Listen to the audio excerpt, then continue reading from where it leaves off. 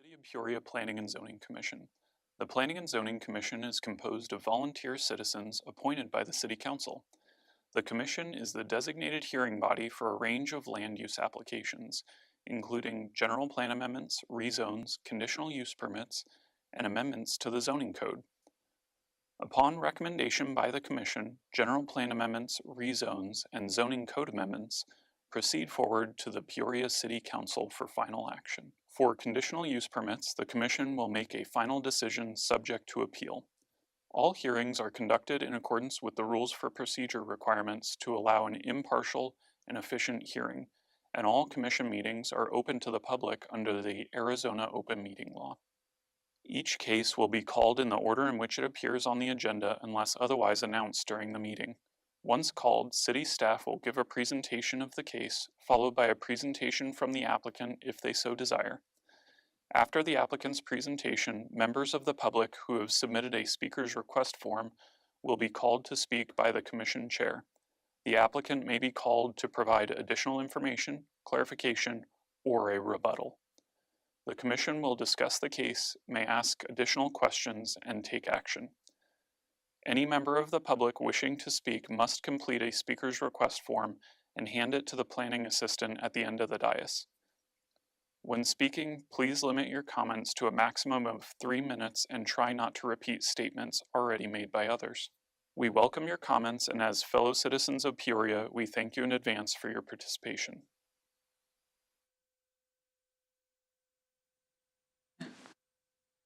Good evening. Welcome to the April 18th, 2024 Planning and Zoning meeting for the City of Peoria. Thank you so much for being here. We've done the opening statement. Just do a quick roll call of the commission. Vice Chair Waitman, not present. Secretary Nelson? Present. New member, welcome. Nate Cottrell? Present. Tom Kunkowski? Present. Doug Myers is not present. Leila Villasenor? Present. Awesome, thank you. And again, welcome, Nate, to the Planning and Zoning Commission. This is Nate's first meeting with us, so we're glad to have you and appreciate your background and your areas of expertise and look forward to your contributions. So thank you so much. First item on, I'll make this kind of the final call for any speaker request forms. I see none. Any others members wish to speak? Okay, seeing none, we'll move on to the consent agenda. We'll enact one motion for the entire consent agenda. Commissioners, any have comments as it relates to the consent agenda? Comments or a motion? I'll make a motion to approve consent agenda items 1C and 2C. Do I have a- I'll second that. Commissioners, please vote.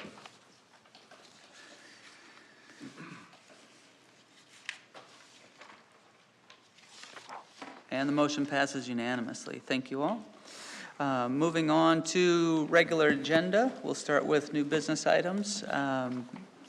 Tonight is going to be all study sessions, so we won't be making taking any action, but we'll start with the first study session, item 3R, 2024 Major General Plan Amendment Cycle. Staff, please take it away.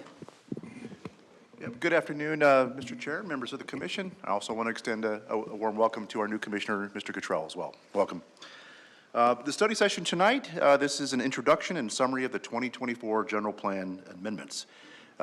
We had a study session back with the council back in March. We wanted to provide the same level of exposure to the commission as we move forward. This General Plan Amendment process is comprehensive. It will unfold over the calendar year, and there will certainly be additional touch points with the commission during that time over the next year. So between Lori Deaver and I tonight, we're going to provide an overview of the general plan, why it is important, summarize the proposed changes, and then walk you through the outreach process that will unfold. So what we're talking about tonight, these are some of the more significant changes to the general plan since it was ratified by voters back in 2020. The amendments not only reflect continual refinements that we always look to do to keep our general plan fresh, They also reflect the priorities of our council and the partnership that we have built with the State Land Department. So we've got some pretty significant amendments to talk with you about tonight.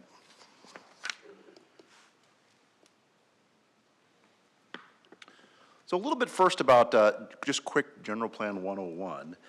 As you know, the general plan is the city's overarching policy plan. It's broad, it's comprehensive, it covers a lot of different topics. In fact, there are 22 elements throughout the general plan. You can see some of those on the right, but they include things like land use, housing, circulation, open space, and so forth. It's a visionary document, aspirational nature, and really it's intended to provide a framework for growth and development decisions over the next 10 years and beyond that period. Now, the state of Arizona is very unique in the fact that I believe we are still the only state that requires our general plans to go to a public vote. And we have to do that no less than every 10 years. So 2020 was actually the third time we took our general plan to vote. We took it initially in 2001, in 2010, and then in 2020. And so we've been successful each time, and we're very proud of that. It's important to note that a general plan is what we call and what we refer to as a living document. It's not a static document. It's not atypical to have amendments to occur to your general plan during the intervening years. The reason for that is the plan has to be responsive to evolving development trends, economic realities, and new priorities. So when we kind of step back and look at the regional outlook, the Taiwan Semiconductor plant at I-17, it's that massive facility you see out there, certainly has a profound impact on infrastructure, housing, and the supplier network. So we were a recipient of some of that pipeline through the recent announcement of Amcor, which will be coming to the 5 North site. Factors include our renewed focus on also having our base employment footprint expansion. They all required really an updated and renewed outlook on our general plan. So here, this is a refreshed exhibit. In the past, we used to call it the mothership exhibit. And really, all that says is, how does the general plan relate to all the other various policy documents we have? At the top is the general plan. That's the city's vision in, again, a number of categories and how we intend to develop. Right below that area is the 4 council priority areas. And this is the lens in how we advance the general plan through strategic actions. And they include economic development, water security, public safety, and innovative government. Below that, and within each chapter, there are essentially 6 chapters within the general plan. There are a number of implementation plans. This is certainly not an exhaustive list, but these are type of documents that implement the policies and priorities that are set in the higher order level. So in our realm, in the smart growth or planning realm, we of course use the zoning ordinance, we use our design guidelines, we have subdivision regulations, and in fact we have a number of other documents, and they all help us advance the general plan, but more through the regulatory lens. All right, with that as a backdrop, let's talk about the amendments that we are pursuing this year. They're generally in 4 buckets, I'll call it. The first bucket is what we'll call the land use bucket. We are introducing a new state land use designation that we will be applying to strategic areas. Of course, land use designations are how we guide rezones or entitlement efforts. There are also some private land holdings that we will speak to that will be part of the general plan amendment cycle. The second bucket is the circulation plan. This provides for the existing and planned future network of roadways, and we map out all future collectors, arterials, and higher order streets. That's what's included as part of the circulation plan. There's also a number of policies that guide how we envision the development of this multimodal circuit throughout the city. The third bucket pertains to refinement in how we classify park and recreation facilities. And finally, the last bucket pertains to implementation. We have revised the qualification for what constitutes a major amendment. State statute essentially leaves it up to each jurisdiction, each locality to determine what is a significant alteration to its land use space. And so we are proposing a change to that, and we'll talk about that a little more tonight. So I'm going to start off and talk about some of the amendments, and then I'll provide it over to Lori, and she will talk about other amendments that we're talking about. So first we'll talk about the land use map and text changes first. So the graphic to the right, that's the general plan land use map. All the colors have some signification to it. For example, red areas are commercial, green areas are generally park open space, yellow areas are residential, and so forth. They all have a land use behind them. The land use map and the designations there are look to the future, and they help identify the mix and balance of land uses to serve the community. But it's also a statement of the city's strategic development philosophy. So with the council priorities in mind that I referred to a few slides ago, there is a recognition that we need to move more towards a land use footprint that is more balanced with opportunities for employment, services, and base sectors. And with the vast majority of our land, our vacant land rather, is state trust land. In fact, effectively 75% of our vacant land is held within the state trust land. And those lands, as you'll see, are predominantly located in north central Peoria and along the Loop 303 corridor. So they're a very important partner. We are currently engaged in collaborative efforts to redesignate and entitle 2 strategic areas in our city that we'll talk about in a minute.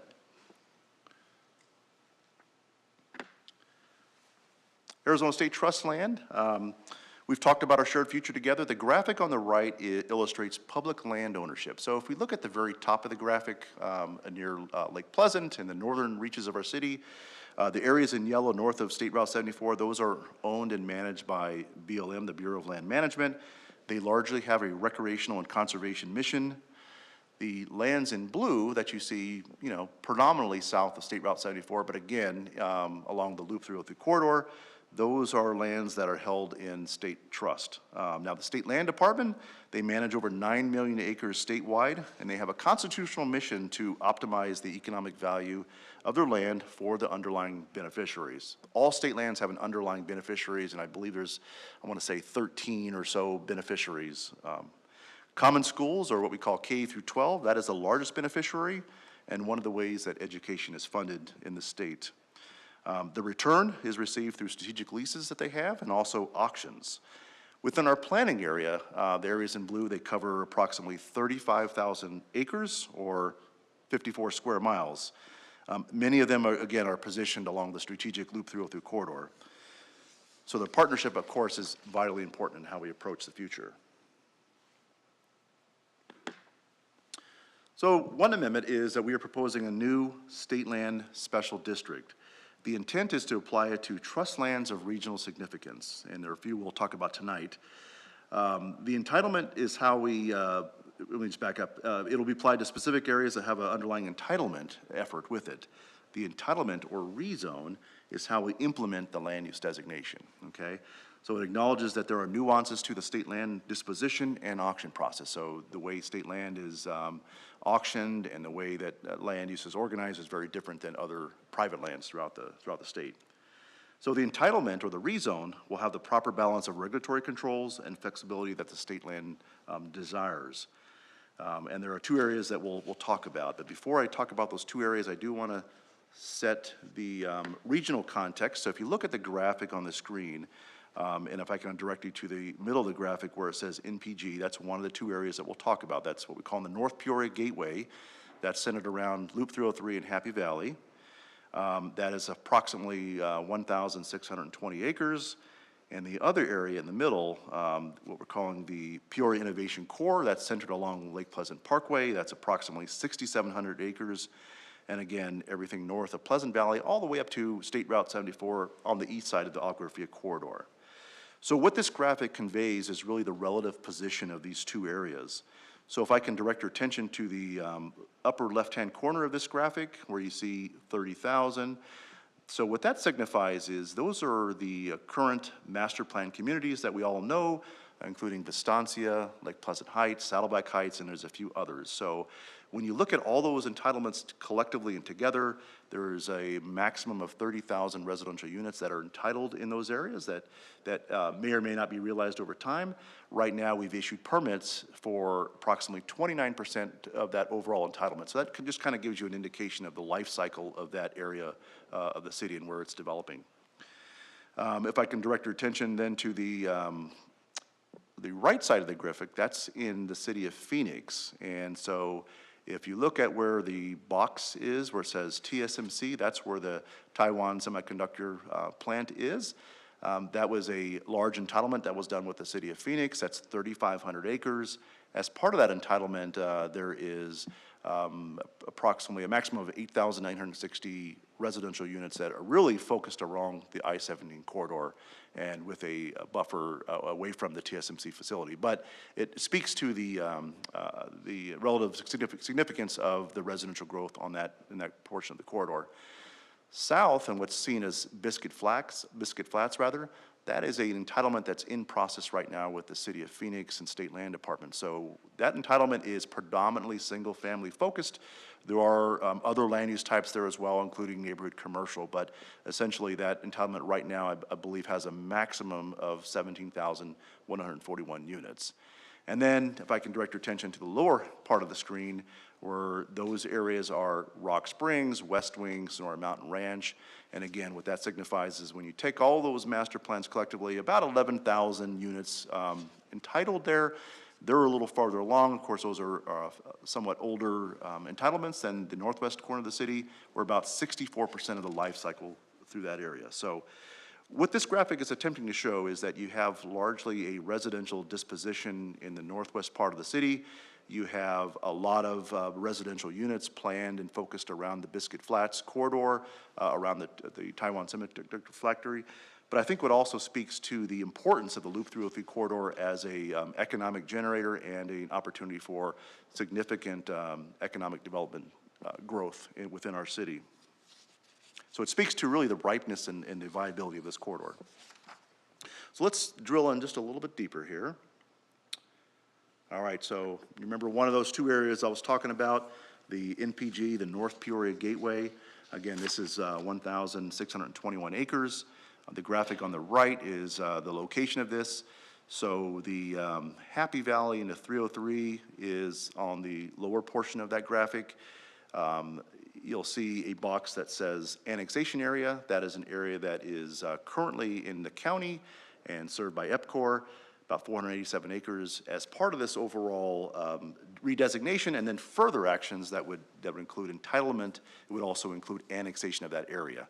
When you go north of that annexation area, there is about 1,134 acres that is currently in the city, and namely a section of land that is due south of the 5 North area. And of course, 5 North area is where Amcor in a very key area of the city. So how this area is entitled and how it's envisioned and how the land use position is realized is very important to the growth of our city. So this is just one of the two efforts. We're talking about redesignating this whole entire area to the new state land district separately, but importantly, we're also working on an entitlement of this area that's called the North Peoria Gateway, and that's where the entitlement is where you have all the development standards, the land use types, the density, the infrastructure requirements. That's all separate. What this effort does tonight is just establish this area as a state land special area, and it just signifies that there's an underlying entitlement that is underfoot right now. We expect the entitlement to along with the general plan amendment to come forward to commission and council fall of this year. So there'll be you'll see a lot of, again, touch points and work over this year as we discuss this area. And then the other area is the Peoria Innovation Core. And so if you look at the graphic on the right, you can see the hashed, or the dotted line rather, around this area. The southern extent of that is immediately north of Pleasant Valley. You can see Lake Pleasant Parkway and the 303. So this area consists of about 6,700 acres in the city. Again, I talked about the regional importance of this area. It provides currently great visibility, great access when you think about the Lake Pleasant Parkway, the State Route 74, and the 303. It has a strategic position near major employers and that supplier network that is emerging in the area. And so the intent here is also to place the designation over this area. What we'll see in the future is also an additional entitlement that we'll look at, again, like the NPG, we'll look at entitling the whole area as well with the State Land Department. So again, that'll identify really all the specifics and all the details behind that effort there. That hasn't taken shape yet or taken off yet, but it's certainly in the planning stages. So before I move on, let me just pause there and see if you have any questions before I direct it over to Lori.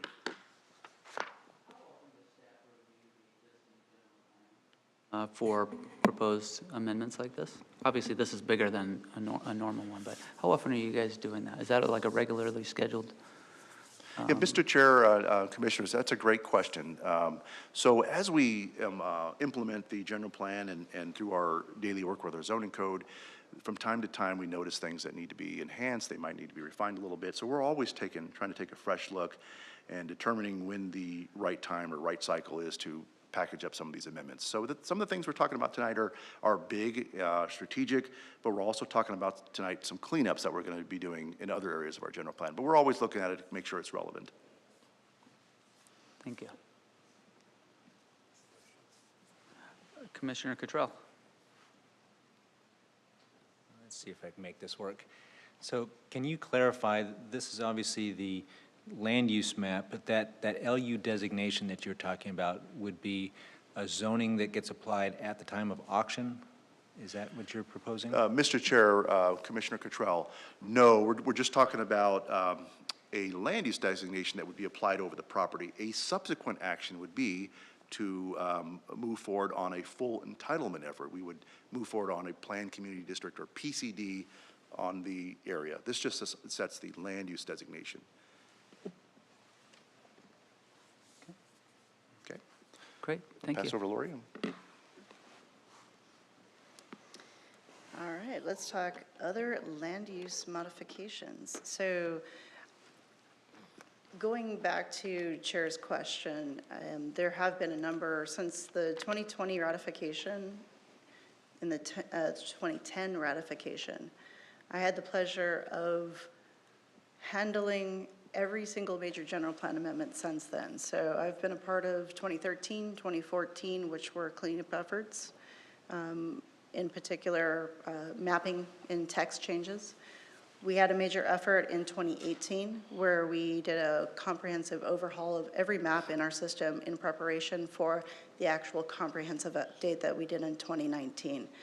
So the general plan amendments take a lot of time and effort, and a good portion of it is maintenance obligations that we do. Along as we're having those conversations, this is an example of one of those. We're reaching out to stakeholders within the community, having the dialogue to see if it makes sense to have those property owners collaborate with us on land use map changes along the way. This one is one of those instances. This is the former Peoria Regional Medical Center site. What this application does is the first step in the process, not the last step. It's to reposition the property for future development. They would still need to go through a rezoning effort to do that. However, this would take it from a public use, which is much more limited land use category within the general plan, change it to a commercial use designation. We think this is a logical extension within the Lake Pleasant Parkway corridor to basically enhance the economic development within the area. It's also consistent with other applications within the community.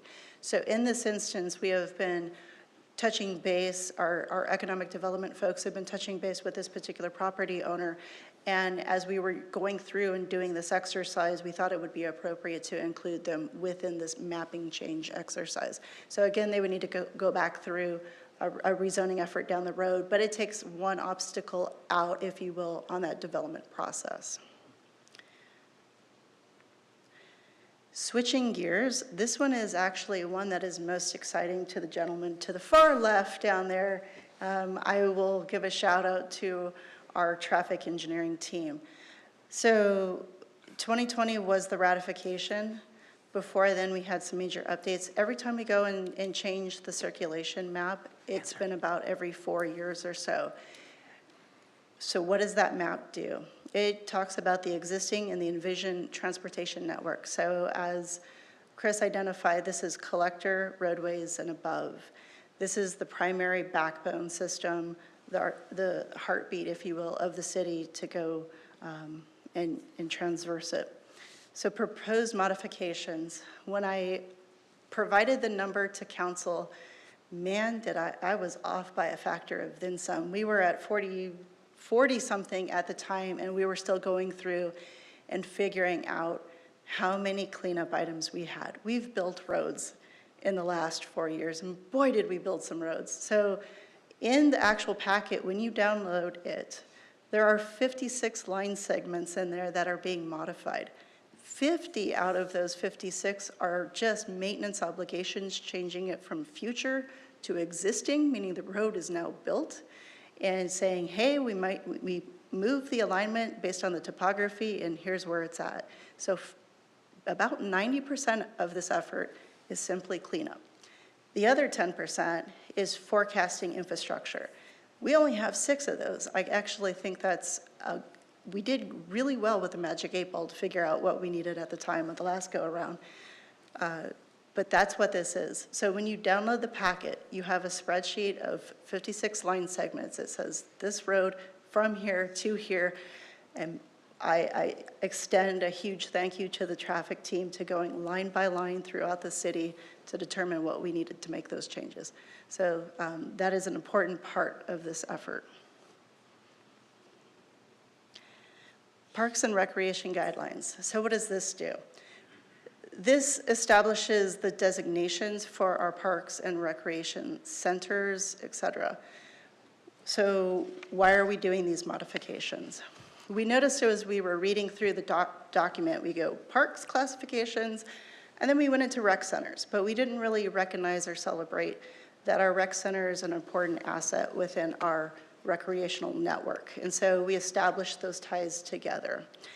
It actually also refines the park designations based on best industry practices. In this time around, we're actually including 2 new categories, open space and conservation lands. And what that does is it recognizes existing public open space within the city. So think West Wing Mountain. With the addition of Valora Vida North coming on board, we've had the expansion of East Wing Mountain added to public land. Within Vistancia, at some point, we will have White Peak coming on board. So there are designated lands within the city that are intended to be public. When those come in, that's the category for it, so open space and conservation lands. As part of previous efforts, we have the Sonoran Mountain Preserve. So we're introducing that category as conservation park to recognize the significance of that type of amenity. So effectively, it's just providing a clear designation and a framework for how we designate our parks and recreational assets. And we have a good amount within the city, so we want to make sure that we have clear guidelines in that regard. Our last one, and this is where I get the most excited simply because I've done so many major general plan amendments. These are the changes I most appreciate out of this one. So let me take a step back and reiterate for our folks who may be joining us online. So state law requires cities to define when and what type of amendments are required. So the cities can control what is a minor, what is a major. A key aspect of this is the same level of city analysis occurs in both types of cases. It doesn't matter if it's a minor or if it's a major. We are thorough in the analysis. You guys have seen it in the staff reports being provided to you. We're going to outline how, does it work? Does it meet the policies? How does it meet the policies? We go through an in-depth analysis. So there's no change in that regard. The real distinction is in the middle there. A minor requires a simple majority vote by council. The standard outreach process, and there's no time restriction on when we move these forward. Now, I say standard outreach process. One of the questions from council is, well, what does that mean? In this instance, it doesn't do it justice, so let me outline it. When we receive a general plan amendment case, it usually is combined with a rezoning case. They usually run concurrently. Take, for example, Beehive was the last one, minor general plan amendment and rezoning case. They usually dovetail together. When an application comes in, we send out a notice of application postcard. That triggers notice to the residents. That's their first review that a case is in. We will hold a neighborhood meeting after the first review to make sure we've done our first check, no substantial comments are outstanding. It's good to talk to the public. So there's a neighborhood meeting in there. When we get to public hearing process, there's another notice of hearing postcard that goes out. You can also attend the meetings. When we send out our notices, those are much more significant than what state law requires. We have a much expanded notification radius. So for our notification requirements, simply for a minor amendment, we are well beyond what we are required to do. For majors, the difference is, let me back up. For the minor cases as well, we send out the notice to every agency around us. So Luke Air Force Base receives this. The school districts will receive this.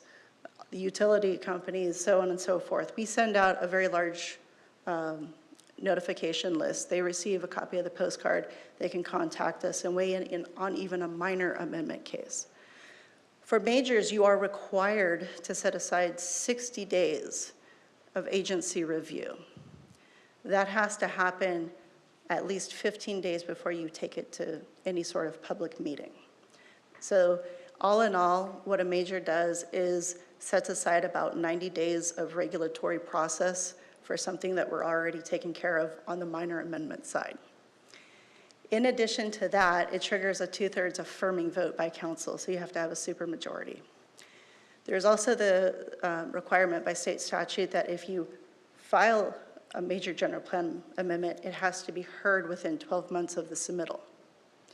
So whereas a minor, we could be working through all of those items until it is cleaned up and ready to go. We have a shot clock essentially on a major amendment that we have to process it within 12 months. In addition to that, and we'll talk about it, there's certain other requirements which impact commission as well. So I'll touch on that briefly in the next slide. But modifications are threefold on this particular one. First, we're changing the major threshold from 80 to 640 acres. Why would we do that? 80 acres is relatively small in size. We continue to grow at a moderate to fast rate. When we were benchmarking across other cities that are growth type cities, our threshold is lower than what we will find elsewhere. So where in the process does it make the most sense to trigger these additional requirements, so to speak?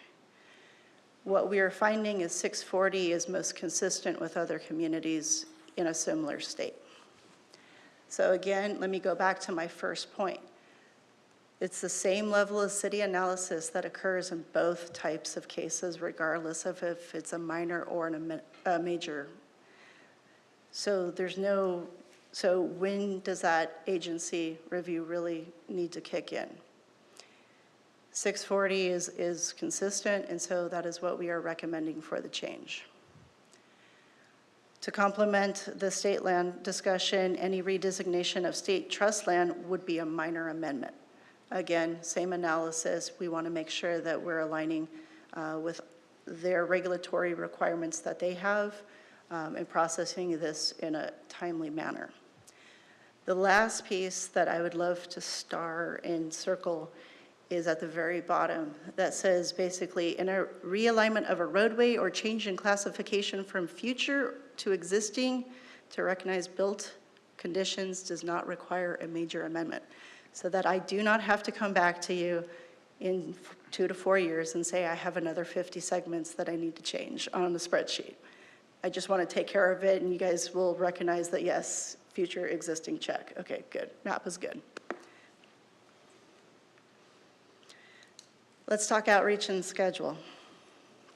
So the official 60-day review notice was sent out April 11th. Commissioners, you did receive an email.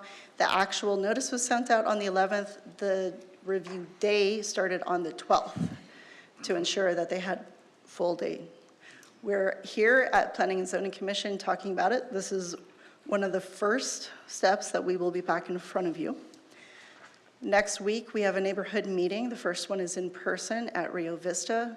These are citywide amendments. This is a central location, so we'll be doing the first one in person. The next meeting on the 25th is virtual. It will be open for questions. At some point, we may contemplate doing a webinar and posting it for the same information if people would like to see. Otherwise, we may direct them to watch this particular study session as well. We will be back before you June 6th to identify what we heard at those open houses and have a conversation to see what, if anything, has changed. The 60-day review period ends on June 19th. Here is one of the other major amendment requirements, is 2 planning commission meetings are required. The first one is a no action, and you need a remote site. So we will not be here, we will be at Rio Vista at that time, because you have to have an off-site meeting. So that's one of the components. Action or recommendation will be in August, and then possible consideration in September for City Council. So those are some of the milestones. In terms of the amount of outreach that we have already done, again, we've already sent out the notice to all of our agencies as before. You may or may not have seen newsletters. A couple of newsletters have gone out for council members. We expect a few more to be going out shortly. Our economic business briefs will be sending this out in their notice as well. There was a press release. We are gearing up for a utility bill mailing, and we're doing a couple more touch points along the way, including I'm speaking probably at a couple other locations coming soon. So we have a website with where the schedule and touch points. For now, it's the open houses and the neighborhood meetings, and we're encouraging folks to do that. So that address that you see on the screen is most important. That's where we're going to be posting information. You can download the full packet. It's 184 pages of wonderful reading. Changes, thank you. So with that, I will take any questions on my piece of it.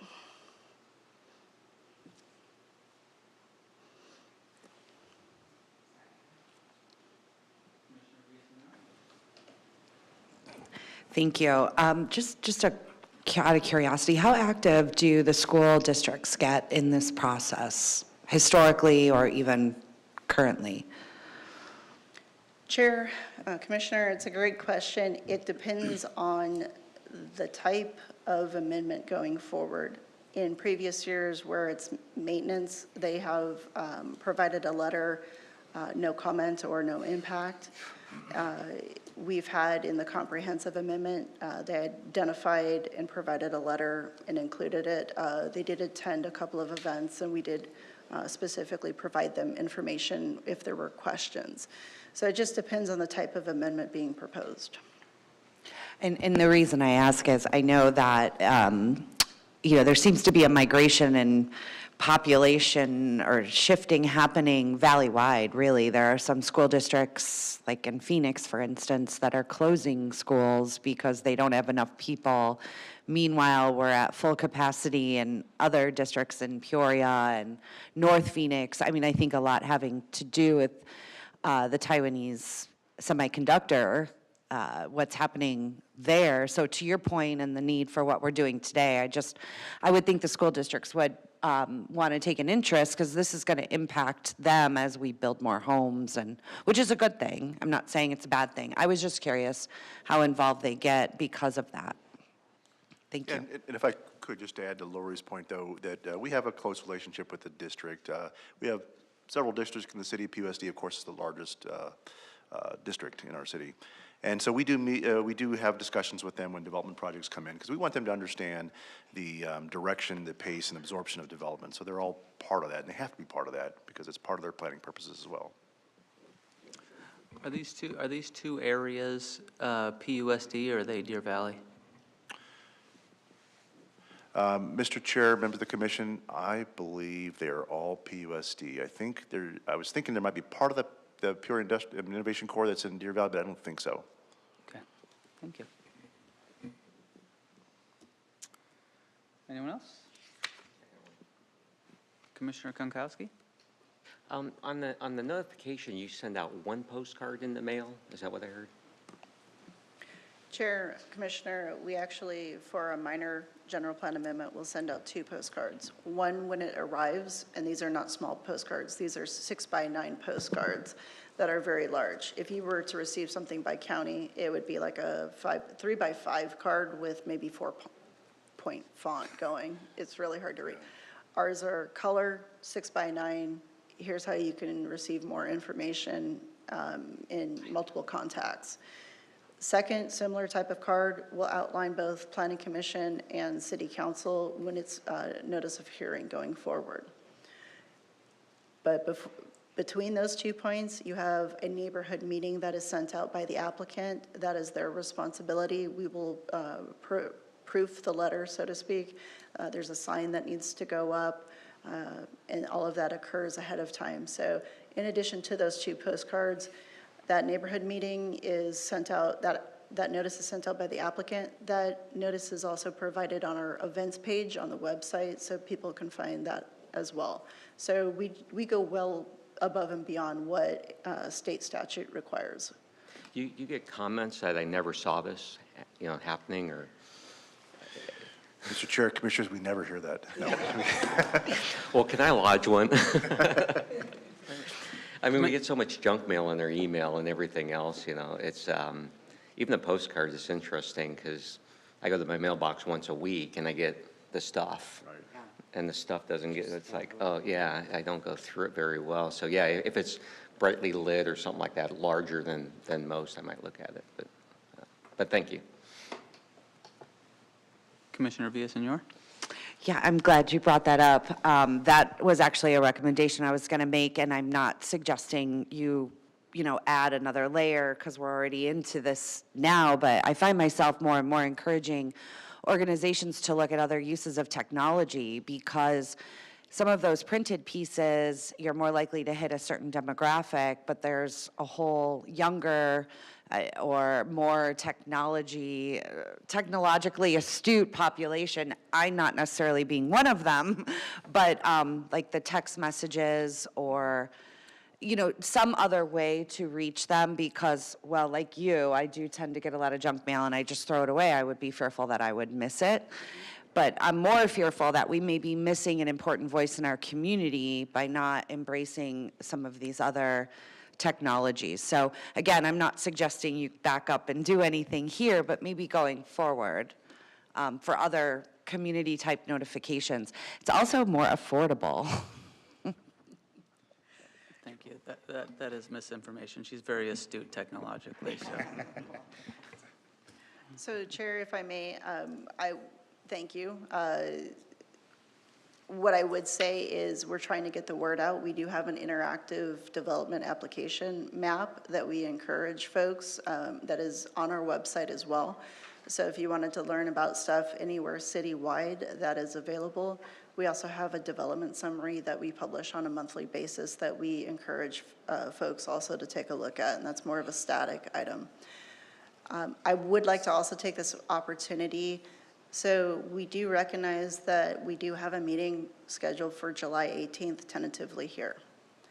So it would be incredibly important now if your summer plans are already etched in stone and you cannot make it, please let Della know. Having a quorum for that type of an item is incredibly important. So we would ask as much advance notice as possible. It takes some logistics to make some changes to that. Lorraine, if could you indicate if that date is problematic, or do we have a backup date, right? Possibly, we will have a backup date. July 11th would be our other option. After that, we would probably need to start sliding some stuff or having it pretty tight on a schedule. What day would we be voting? August 15th at this point.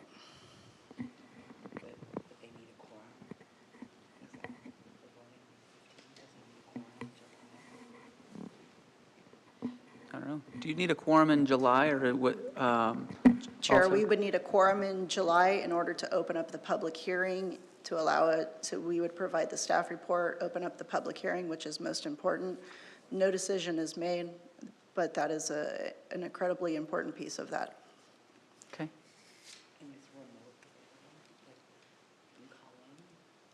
Yes. if somebody is by chance out of town, we can make arrangements for them to patch in, Yes, we've you know, done that. telephonically. Okay. Great. Anything else? Great. Thank you so much. Guess we'll move on to the next item on the agenda, item 4R, and again, a study session, no action will be taken. Downtown Code Amendment and Osuna Park rezone. Oh, excuse me. Good afternoon. Oh. One second, we have. one I'm sorry. final point. Yeah, thank you. I just wanted to commend staff, though. There were several things that you said that I certainly appreciate.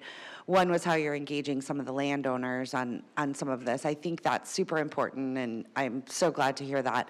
The other thing, too, that I just want to put on record, how important I do think it is to make sure we are conserving our park space and our open space. I think that's one of the things that really makes Peoria super special, and I was glad to see on there the conservation efforts. So again, great job all around, and I just wanted to make that for the record. Thank you. Great points, thank you. Great, thank you for those comments. In this next study session item, I am joined again by Lori Deaver and also Sarah Dirks. We're here to give you a preview of a code amendment and rezone that we have initiated in the downtown area.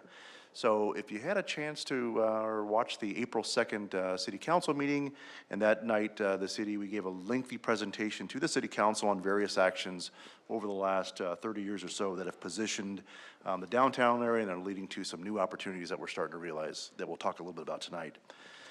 You may have seen also some press that's been out there recently about 2 development agreements that we recently approved pertaining to the new Caldwell County Barbecue, which will be on Washington Avenue in Peoria, and also a new food hall and event space on Jefferson and 83rd called Jefferson Place.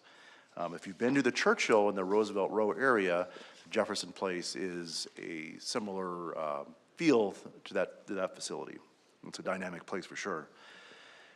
And there's also new development that you're noticing just right outside these doors with Peoria Place, and we've got a project down here on 85th in Peoria called Streamliner that is kicked off as well. And all these projects together, they add and lead to the expanding critical mass that's so important in a downtown environment. All right, so I'm going to provide just a few beginning remarks, and then again kick it over to Lori here. So talk a little bit about some background here. I think we all know the story of Peoria's beginnings. It was settled by homesteaders back from Peoria, Illinois in the late 1880s. The original town site that was platted actually in 1897 around Grand Avenue and 83rd, or back then 83rd was Orange Avenue at the time. In 1887, Grand Avenue was extended from Phoenix to the Vulture Mine. In 1895, a rail spur ran through Peoria along Grand Avenue. And so this brought visibility, of course, to the area and what we would now call downtown, and really became the focal point of the community. But after World War II, factors led to the decline of downtown and many other downtowns across the country. It was a pretty familiar story. The interstate highway system, this is one of many factors that perhaps led to the decline. The advent of the automobile, which allowed people to move out into more further areas outside the community, housing policies that favored residential construction, and yes, air conditioning in our community as well. They all spurned suburbanization or decentralization from the downtown area. In fact, so we were a small farming community for many years, and if you look at the census in 1970, we were only 12,000 people. But between 1970 and 2000, we added 100,000 people. So that's when the suburbanization of the Phoenix metro caught up, and we saw an expansion of our community in great levels.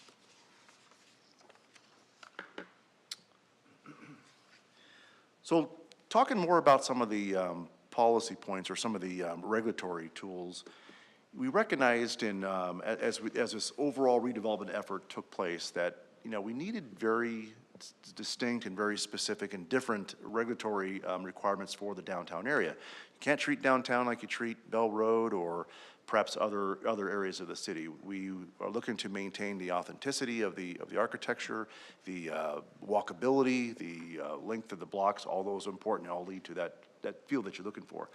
So back in 2005, the city adopted a new zoning district that was specific to downtown. It was called our Old Town Mixed Use Districts. And later that year, we actually rezoned all of downtown And this was before Proposition 207, but we rezoned all of downtown to this new Old Town Mixed-Use District. And within the Old Town Mixed-Use District, because we'll talk about that a little bit tonight, that was more of an umbrella, but there were some subsets under the OTMU. Core commercial mixed use, if you think about 83rd Washington, that's more of the retail focus part of that. That's more mixed use, walkable, small block, and it's really got that commercial focus to that area. The CRM, or the core residential mixed use, these are some of the outlying areas away from Washington and 83rd. But that's a subset of the zoning district that really is residential focused, but also makes allowances for small-scale entrepreneurial businesses, family-owned businesses. It could be a bed and breakfast, but it's residential focused. If you think of Catlin Court in Glendale, downtown Glendale, that's a similar look and feel to what this is. And then we have a park open space that's under that, and that is portion of the Osuna Park, but really it's geared towards community events, farmers markets, and so forth. So with all those zoning tools, they were adopted in about 2005. In the late 90s, the city also adopted community design guidelines. Our first design guidelines were actually in 1998. I got the privilege, I guess, of working with those initial guidelines, but they were all based on a scoring system for buildings and site design. And I think what we quickly figured out is that, you know, it's hard to quantify and it's hard to identify a passing score for a building. It's just hard to do that. And so in 2011, we adopted version 2.0. That was an update to the design guidelines. And then a couple of years ago, you might recall, some of those that were on the commission, we adopted the version 3.0, and it's very, very comprehensive. But what these guidelines do is when we get a site plan or a preliminary plat that comes in, we use these guidelines to shape the architectural feel of it, how the buildings are designed, the thematic characteristics of the site layout, and also the physical conditions. And so back in 2011, again, trying to recognize the distinctness of downtown, we added a specific chapter for downtown. So any development that occurs in the downtown area has to go through these design guidelines that are geared towards that area and are different from other areas. And so a few of the principles that were part of those design guidelines really emphasizing the public realm about the importance of the walkability and the streetscape, trying to recognize the heritage, the character of downtown, trying to create those opportunities, promote those opportunities for interaction. We want to do that in various ways through art, furnishings, landmarks, and again, all together that walkability. So it recognizes that there are certain types of land uses that are antithetical to a walkable downtown. That's why you won't see gas stations allowed, you won't see drive-through restaurants, you won't see large storefronts. You're going to see more of the smaller scale, the kind of things that really promote that walkability. You're also not going to find any current parking requirements because, like with a lot of suburban development, when you have a large parking field, it seems to interrupt the flow and the rhythm of that streetscape. So you won't find that in downtown at this point. We might have to revisit in the future as downtown becomes, more visited and more used. We might have to visit that, but at the current time, there are no parking requirements for most uses. Talk about some recent actions before I turn it over to Lori here. So again, hearkening back to that April 2nd study session, the city approved 2 development agreements. If I could direct your attention to the top of the screen, that's Washington Road and Caldwell Barbecue. So one of the strategic actions the city took over the last, I'll say 5 years or so, is that we have assembled a number of properties through the downtown core. In fact, we own a number of properties there. And the reason for that is it allows us to engage with the development community and really have a leading hand in the ultimate build-out of those areas and those parcels. So one of the development agreements was for Caldwell Barbecue. You see that quarter-acre site on Washington. That's a development and lease agreement that was approved with that group. If you haven't been to Caldwell Barbecue, they have an existing location out in East Gilbert. I can vouch for the barbecue. It is top-notch. It's really good. The other one is for the Jefferson House, and if you look at the northwest corner of 83rd and Jefferson, about a half-acre parcel, that would be the location of the Jefferson House. And again, that's what I talked about, the Churchill in the Roosevelt area. That's kind of the look and feel that you'll have. But essentially, it's a food hall that will have a number of incubator or startup restaurants. There might be some retail spaces there, all arranged around a kind of a communal gathering space. Both of these projects, the development agreements were approved on April 2nd. We are now in the phase, really the design phase. And so In the development agreement, the city is going to undertake and manage the design and construction of the building and the site improvements. The businesses that will occupy those spaces, they're responsible for their own signage and the interior fit up, and they're also responsible for the maintenance and the indemnity that they hold for the city. So that's what's going on now in the immediate future. I'm going to turn over to some of the efforts that we're doing to support these actions. Thank you, Chris. So let's talk about the code amendment being introduced by staff coming soon. So in terms of the context, the amendment is focused on what we call the interchangeable Old Town Core area or the downtown core area. Again, it's the historic town site, which is, in particular, the main thoroughfares would be 83rd Avenue and Washington Avenue. Uses include residential, commercial, and a number of civic areas, including City Hall to the south, as you see on the screen, the Community Center, pretty much dead center. The Peoria Center for Performing Arts is immediately adjacent to Osuna Park. So keeping these in mind, again, the vision is a vibrant, walkable, mixed-use area for civic, historic, residential, commercial, and employment uses. Within the community design guidelines, we also identified reuse of historic buildings, along with contextually sensitive new development is encouraged.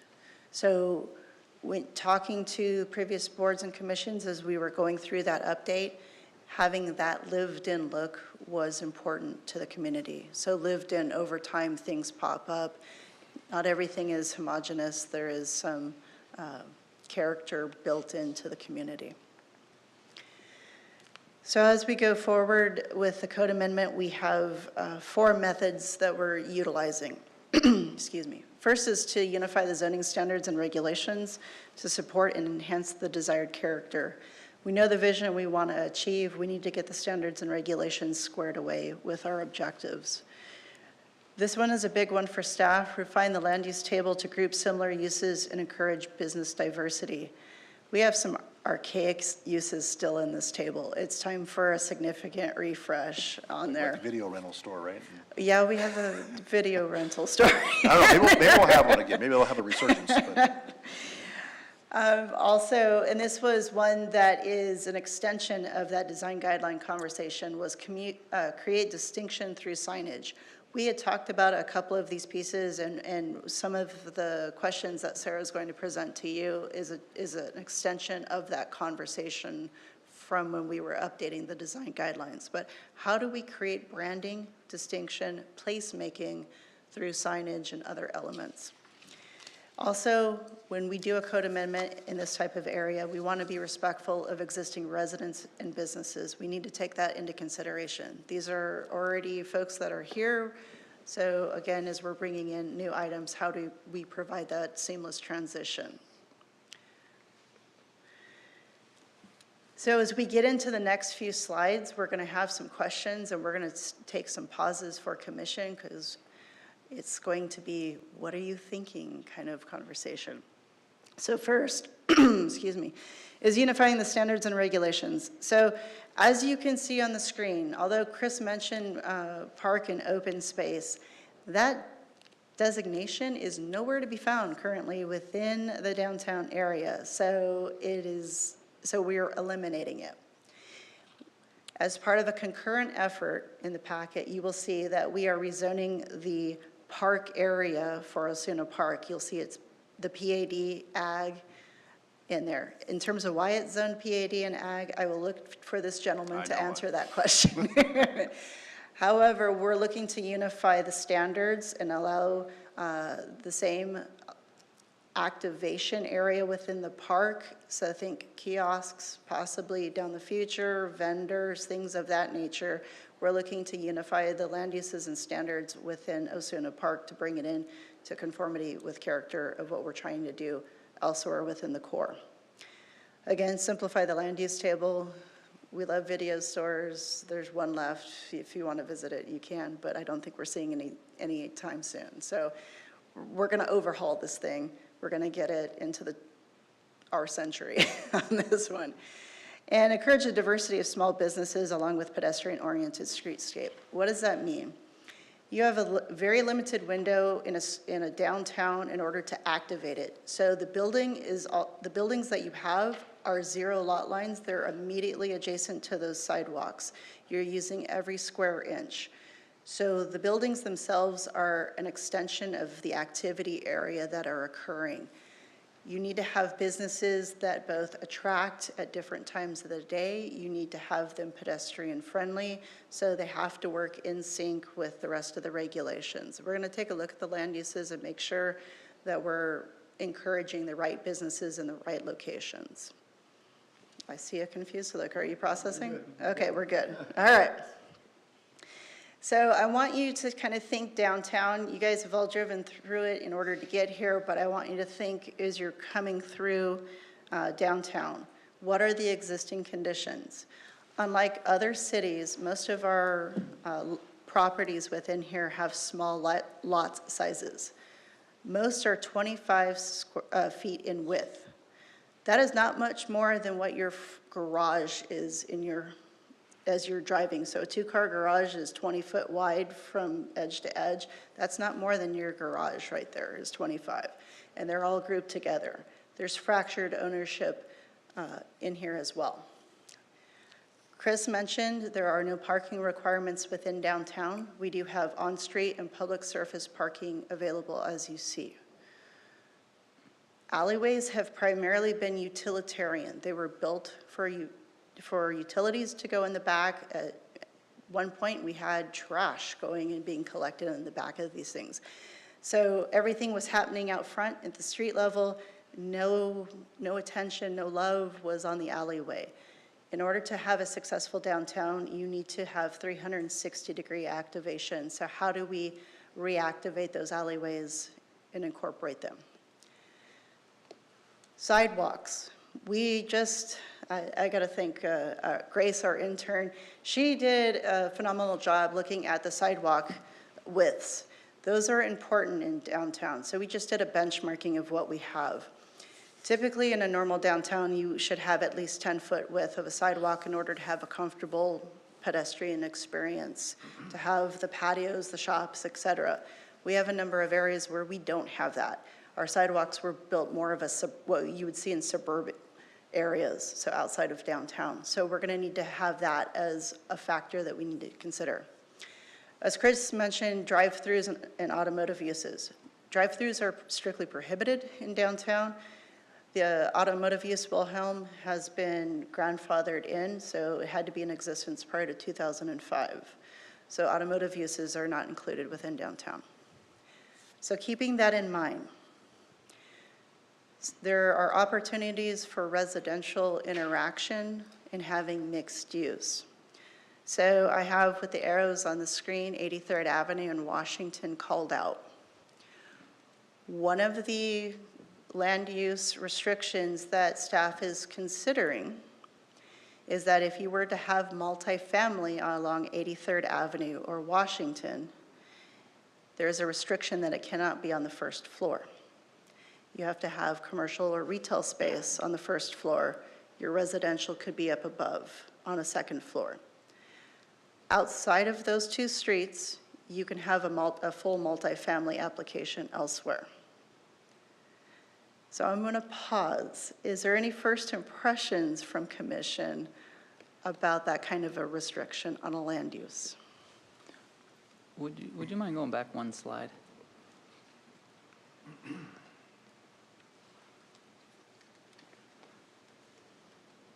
You have the definition for CCM. What's CRM? I assume that's a residential zoning? I don't have a definition readily available, but CRM is commercial residential mixed use. So this is that district that I akin to Catlin Court that's residential focused, but it also allows for some commercial application to it. That's where you could have a small mom and pop or a business that's part of it, but it's predominantly residential focused.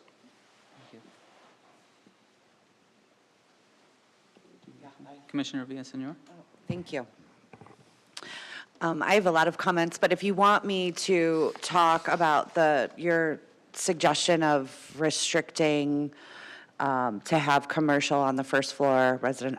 I think it's a fabulous idea. If you're trying to create walkability, I also think that you have to have the rooftops before you're going to get the businesses. So, you know, it's a chicken and an egg thing, and I think it can be a struggle for businesses. I see a lot of that built where there's a lot of vacancy in the commercial piece, the retail, because until the housing really comes in, they're not going to be there. I actually see it a lot up north in the Flagstaff area because they require that on all their like student housing and all of that, and they're all still sitting vacant, which just doesn't get me. But the ones that are more in the core are actually activated. So I encourage it. I like that you're not going overboard with, you know, the whole area. I think being strategic in that is important and being sensitive to what kind of businesses would do well. But I think it's important if you're promoting walkability. That's my comment there. But since I have the mic, can I ask a couple questions? Go for it. Can you clarify again, what are the thoughts about Usana Park? What are you thinking? Are you changing it as from a park or open space? Mr. Chair, Commissioner Villasenor, could you go back to the one that showed the zoning? All right. I was, so when I mentioned that we rezoned all of downtown to CCM or CRM, we had a few outliers there. So the southern half of the Osuna Park never got rezoned. It's zoned agricultural, believe it or not. So it doesn't make any sense. And then in 2007, we had a different opportunity that arose on the north part of the park and some of the Washington Street. So that was rezoned to a planned area development. But if you were to look at that planned area development and you compare it today with the CCM, there's effectively no difference. They have the same standards, the same uses. In our view, the PED really doesn't make any sense to exist. And so what we're trying to do is unify the zoning subsets in this area. So the Osuna Park, I believe, would be rezoned to CCM along with the portion that you see PAD on Washington. That would also be rezoned to CCM, so it's all unified. So is the intent, though, to then eliminate that potential open space? No, and let me be very clear. Okay. Osuna Park has been there for Exactly. decades and a long time, and it will continue to be the centerpiece for our downtown community. We're not trying to do that at all. Yeah. I'd love to see some retail, though, activation of the park, like around the area there. I think that's great. I also wanted to comment on, you don't have to go to the slide, but on the city-owned property. I find this very strategic, and I think that's fabulous that we're doing that. Out of question, and you may not know the answer today, how much property does the city of Peoria own? Do we have a map to show where all that is? Mr. Chair, Commissioner Villasenor, I don't have that figure readily available, but I think on one of the maps it showed outlines of the city-owned properties. In that core, yeah. I was curious, Yeah. No, actually, go citywide. forward. Go forward, Lori. I think you just spoke to it a minute ago. Next one. Yeah, so if you look at the properties that are outlined in, is that purple? I guess that's purple, blue, along 83rd and Jefferson, and including the car wash that we acquired on Washington near 85th. Those are all city-owned properties, in addition to the parking lots as well. I guess where I'm going, I'm assuming the city owns other property throughout Peoria, outside of this core, so kind of We own deviating a from few this subject. properties, yeah.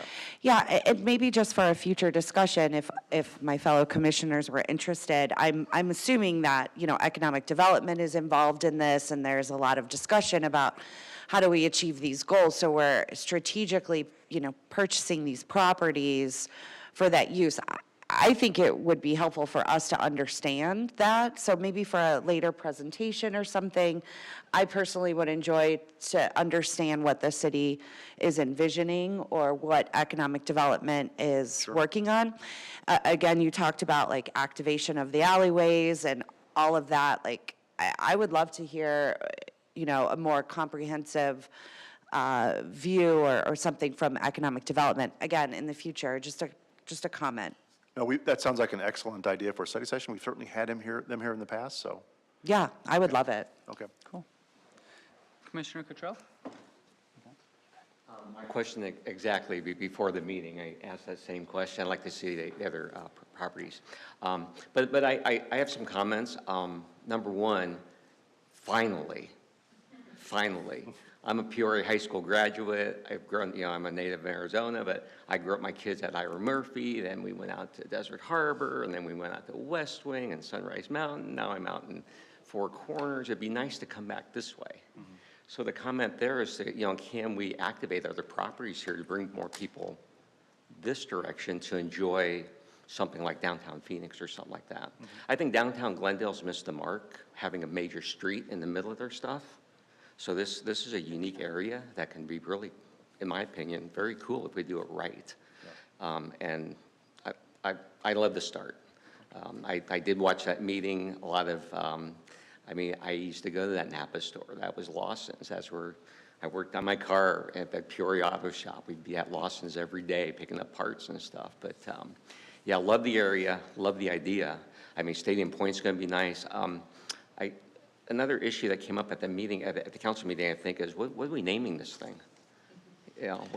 Well, that's a great question. Over the years, we've heard Old Town Peoria, we've heard Downtown Peoria, and so I don't know if there's any, I think, recently we've been calling it Downtown Peoria consistently, and we haven't really stuck to a certain moniker yet, but it's been called different things for sure. Can we vote on that? No.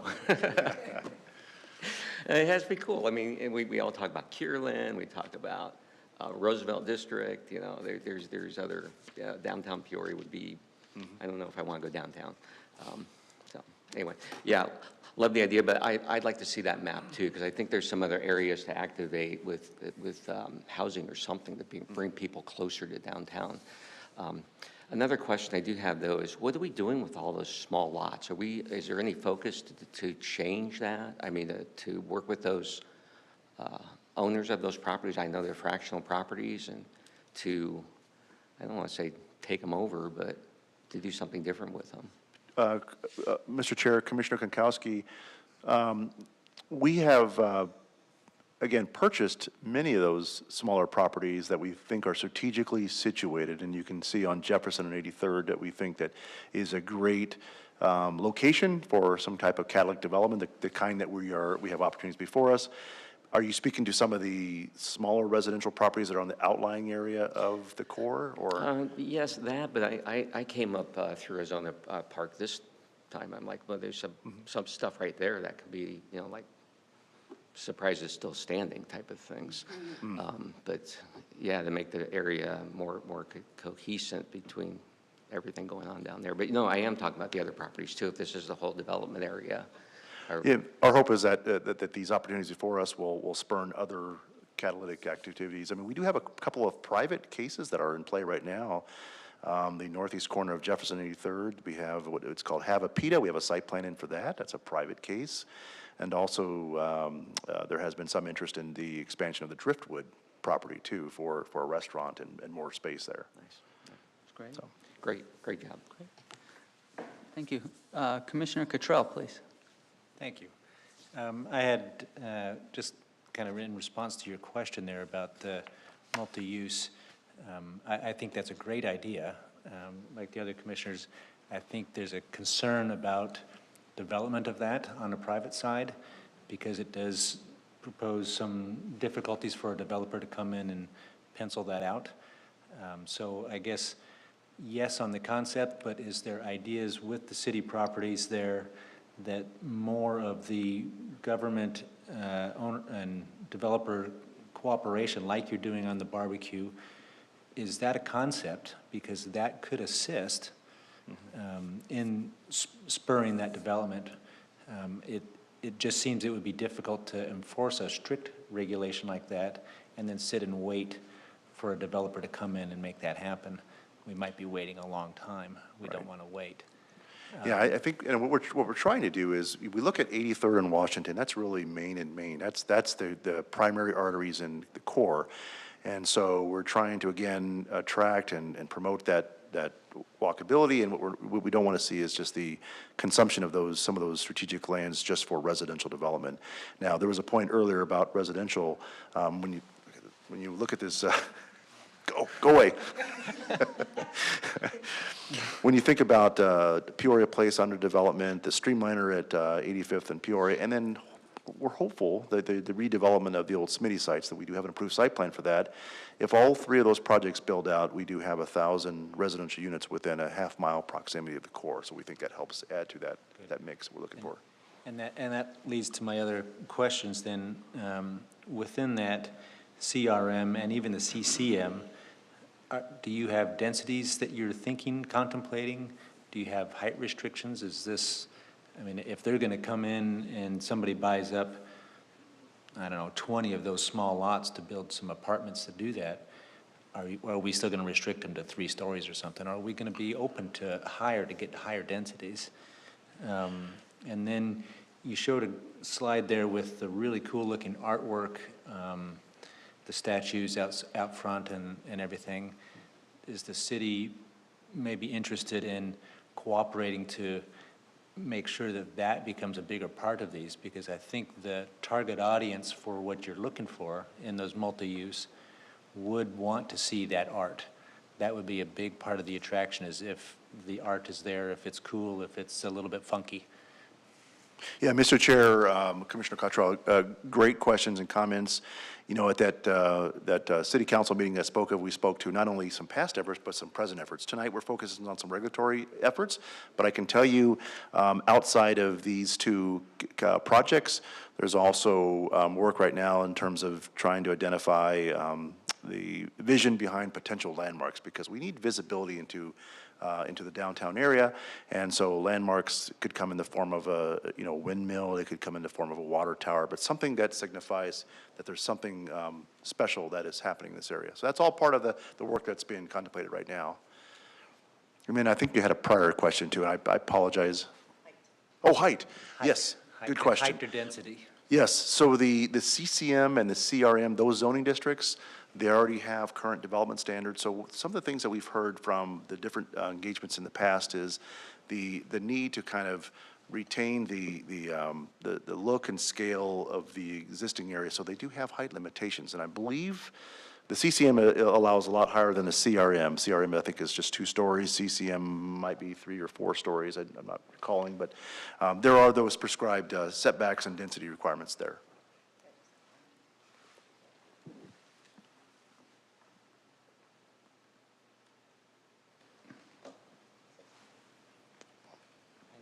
Yeah. 1 second. All right. Commissioner Villaseñor, thank you. To see technology. That wasn't On the you. height and density, you said that was determined through what process? I mean, it sounded like maybe there was a process that determined we don't want to go higher than 2 stories. And Mr. Chair, Commissioners, so over the years, we've gone through public processes where we developed a specific area plan and a revitalization plan for Old Town. In fact, that's been amended, one additional time, and there was quite a bit of feedback there. We got feedback when we established the zoning district. We got feedback when we did the design guidelines.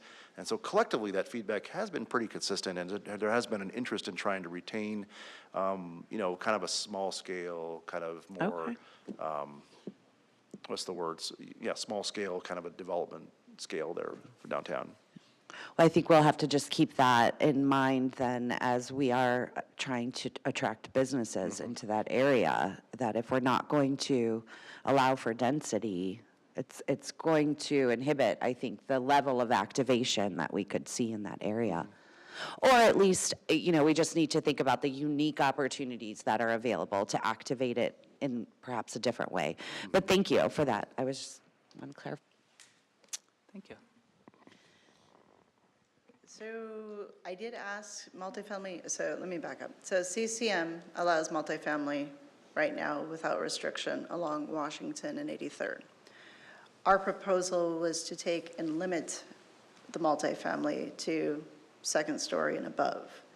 So let me ask the reverse question. Should we restrict multifamily on 83rd and Washington, say from 83rd Drive or so? Should there be an area where we restrict multifamily in the CCM?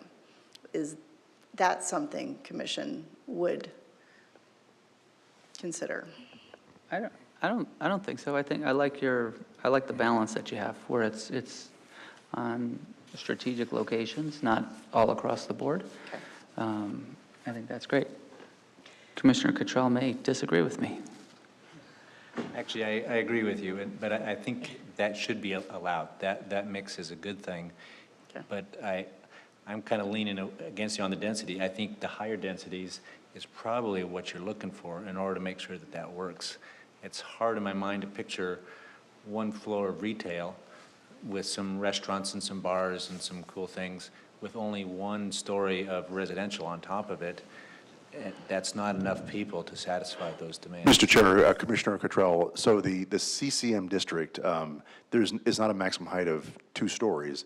I believe it's 60 feet Okay. for the CCM, Okay. I right? misunderstood what you were It's saying. 2 stories for the CRM.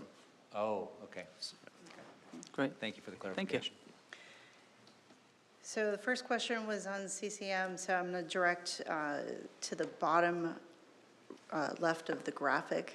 There's a red circle, red and white circle.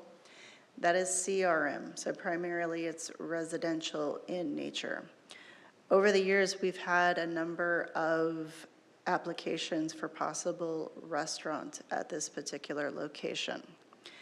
Currently, we have a restriction that a restaurant needs to be less than 2,500 square feet. That is not penciled out. They wanted to do slightly larger. So one of the things that we are considering with this amendment is to remove that restriction for restaurant at 2,500 square feet. Again, there's no parking required within this area, and that was one of the considerations that staff had in discussion with these applications is we have residents in the area, how would you provide for parking for the restaurant? So I'm just going to ask the land use question, which is, should we remove the restriction on the square footage for a restaurant in the CRM land use category, zoning district?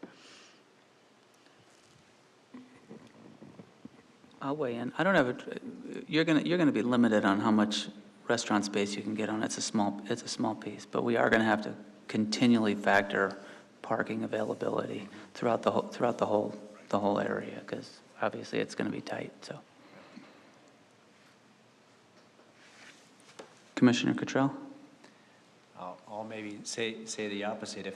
If you're not planning any other restaurants, if no other commercial uses there on 85th Avenue, it seems that would be something that you would encourage that owner to build the restaurant in your CCM instead.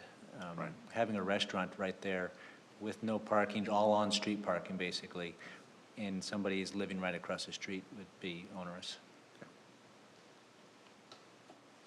Okay, thank you. Our friend is still flying around over here, and it likes me, so I You apologize. can have them.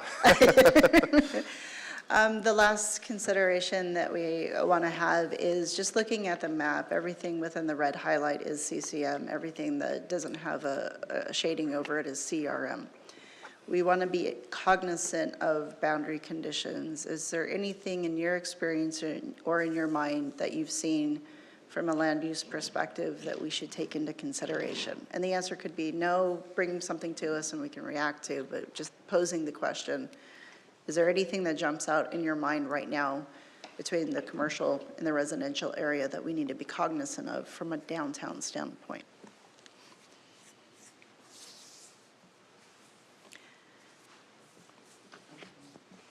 Commissioner Villaseñor?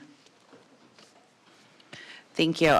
Well, you know, I am a fan of open space and parks and activation around parks. I think it's a great place for people to gather. Can you just share with me perhaps why we didn't look to the other side of Osana Park to include this? Just to include in the downtown area. I think she's thinking north of Peoria Avenue. Yes, sorry. Chairman, Commissioner, that is an interesting dialogue that we've had in terms of what is the core area. Peoria Avenue, as you go across, there are some reflections of businesses in the past. However, at the same time, we have Overland Park that is coming, contemplated as a multi-story residential multifamily application that's coming forward. We also have, oh, now it's on my glasses. This is great. This is like presentation 101, what to do when things are going wrong. So going across there, there's a slightly different character, look, and feel. It also doesn't have the same zoning standards in place. So there was a definitive crossing of Peoria Avenue where it's a similar complementary character, but not the same standards, the same land uses. You don't have that Main Street, downtown look and feel. It has a slightly different character to it. So that was one of the reasons why we were still concentrating in these two districts with the changes.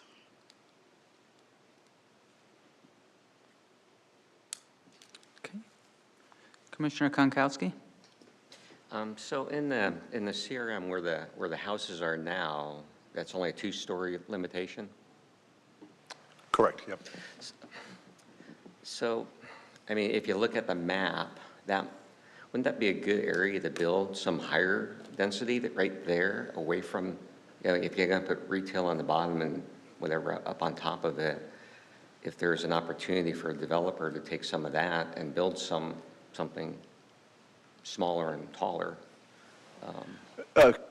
Mr. Chair and Commissioner Konkowski, so again, hearkening back to all of the public feedback that we've had over the years, really has been geared towards trying to retain the small scale, but allow some limited opportunity for some commercial businesses there. It hasn't really taken a foot, but I think going to higher than what they have today would be different than the experience that we've gotten in the past with that group.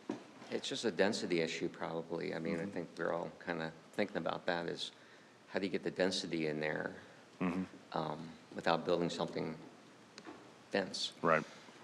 Something taller and smaller and taller, type Yeah. of thing. I mean, if you look at Roosevelt District, that's what they've done down there with the apartment buildings and condominiums and stuff. They're really small and tall, but nothing like that necessarily, but something that has more of a communal housing effect and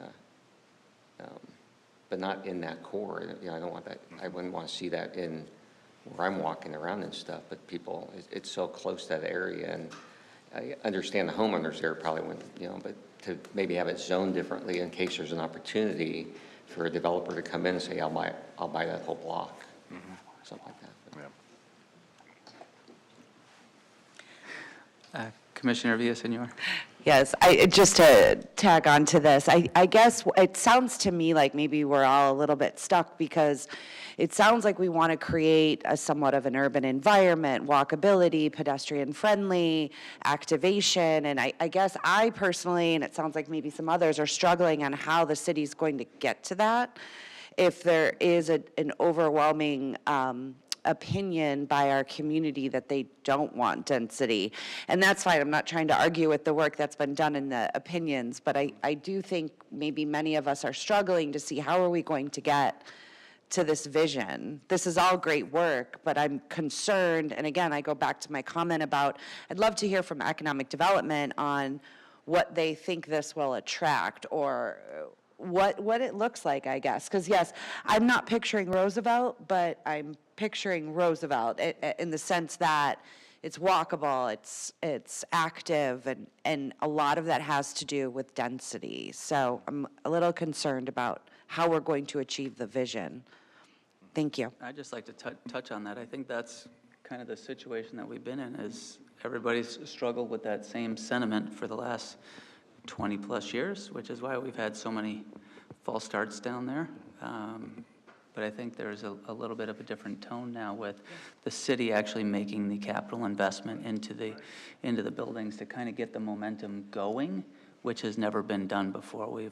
I think we've kind of outsourced the desire to the development community, who obviously doesn't have the benefit of the density that we're hoping for. So I think the city willing to take the initial leap of faith, I think, is hopefully what's different this time. Yeah. So, Commissioner Cottrell?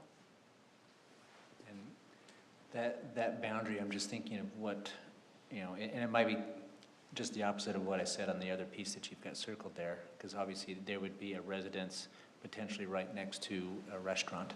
But maybe it comes down to just a design standard where the landscaping is different, the sidewalk is a different color, there's more artwork, something so there's a feeling of entering into this core area, that this is a special area. And then it might feel a little more palatable to be living right next to it, knowing that you're only 50 feet away from the cool spot.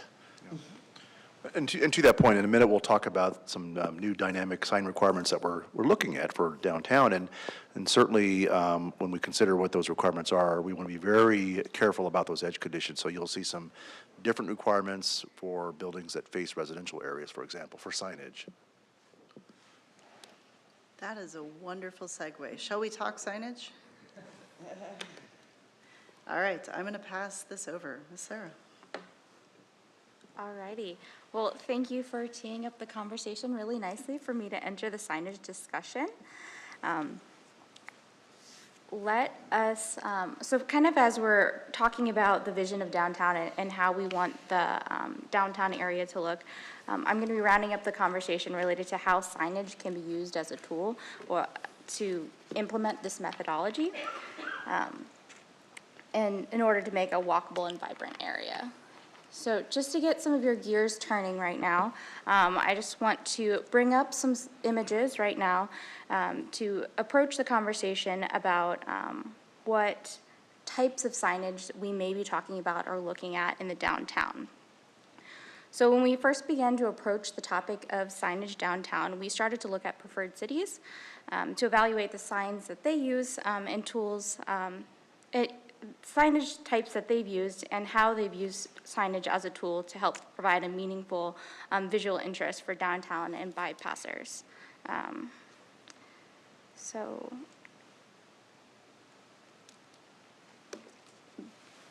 the conversation that we're having today is going to be a broad, high-level discussion with the intent to talk about how cultivating distinction in downtown can happen through signage.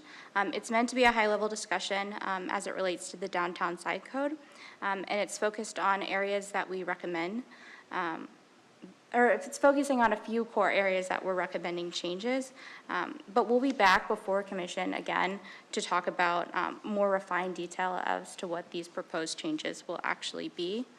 My presentation to you related to downtown sign codes is going to be about 10 slides, but I will be pausing a couple times because I want this session to be a bit of an interactive session. So I'll be pausing about 3 times to pose a few questions and considerations where I want to invite commission to kind of provide us with some feedback related to what their opinions are related to these sign choices and sign types. But before I get into the interactive portion of the discussion, I do want to set the stage and provide a little bit of background and context. I think I swallowed the bug. Jeez.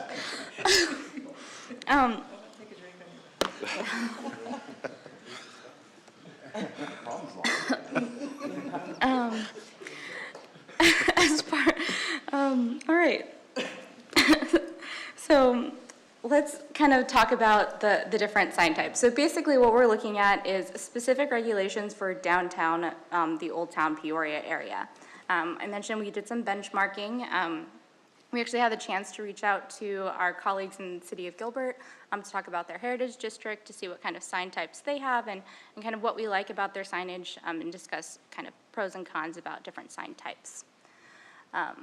We're going to be talking about dynamic signs to activate that area. So here again are a few examples of sign types that we're going to be kind of diving into a little bit more detail as to what we want or what we might want to see in the Old Town downtown area.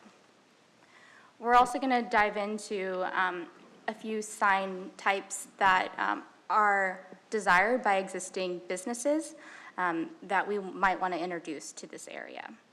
So the 3 main types of signs that we're going to be talking about are projecting signs, blade signs, and temporary signs. We'll also touch on canopy signs, but that's not really a main focus area of the discussion. So as far as projecting signs are concerned, the city currently has one definition for projecting signs that encompass 3 different classifications of signs. So these projecting signs can be classified as blade signs, hanging signs, or projecting signs. So kind of on your screen at the top right, you'll see blade signs, which are usually the smaller storefront signage attached near a tenant entryway that would be attached to the actual face of the building. You also have hanging signs, which can either be perpendicular or parallel to a building storefront or tenant space. And they are usually attached to a doorway, entryway, or a covered awning or other feature in front of the business. The current regulations for these hanging signs, as I mentioned, they're all the same. So we have a uniform requirement for a maximum of 12 square feet for these projecting signs. We do say that our projecting signs can either be attached or supported to a building or another structure. And we have specific regulations to how far a sign would have to extend from a building. Our regulations also identify that signs can only be internally or externally illuminated.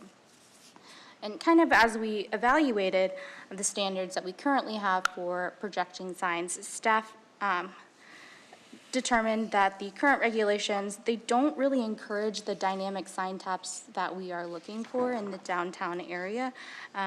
And it doesn't really recognize the distinct differences between the application of these 3 different sign types, which might need, might yield a reason for us to modify the sign code. So one of our proposed changes is to essentially break out the definitions from the one projecting sign definition to classify the signs a little bit more differently.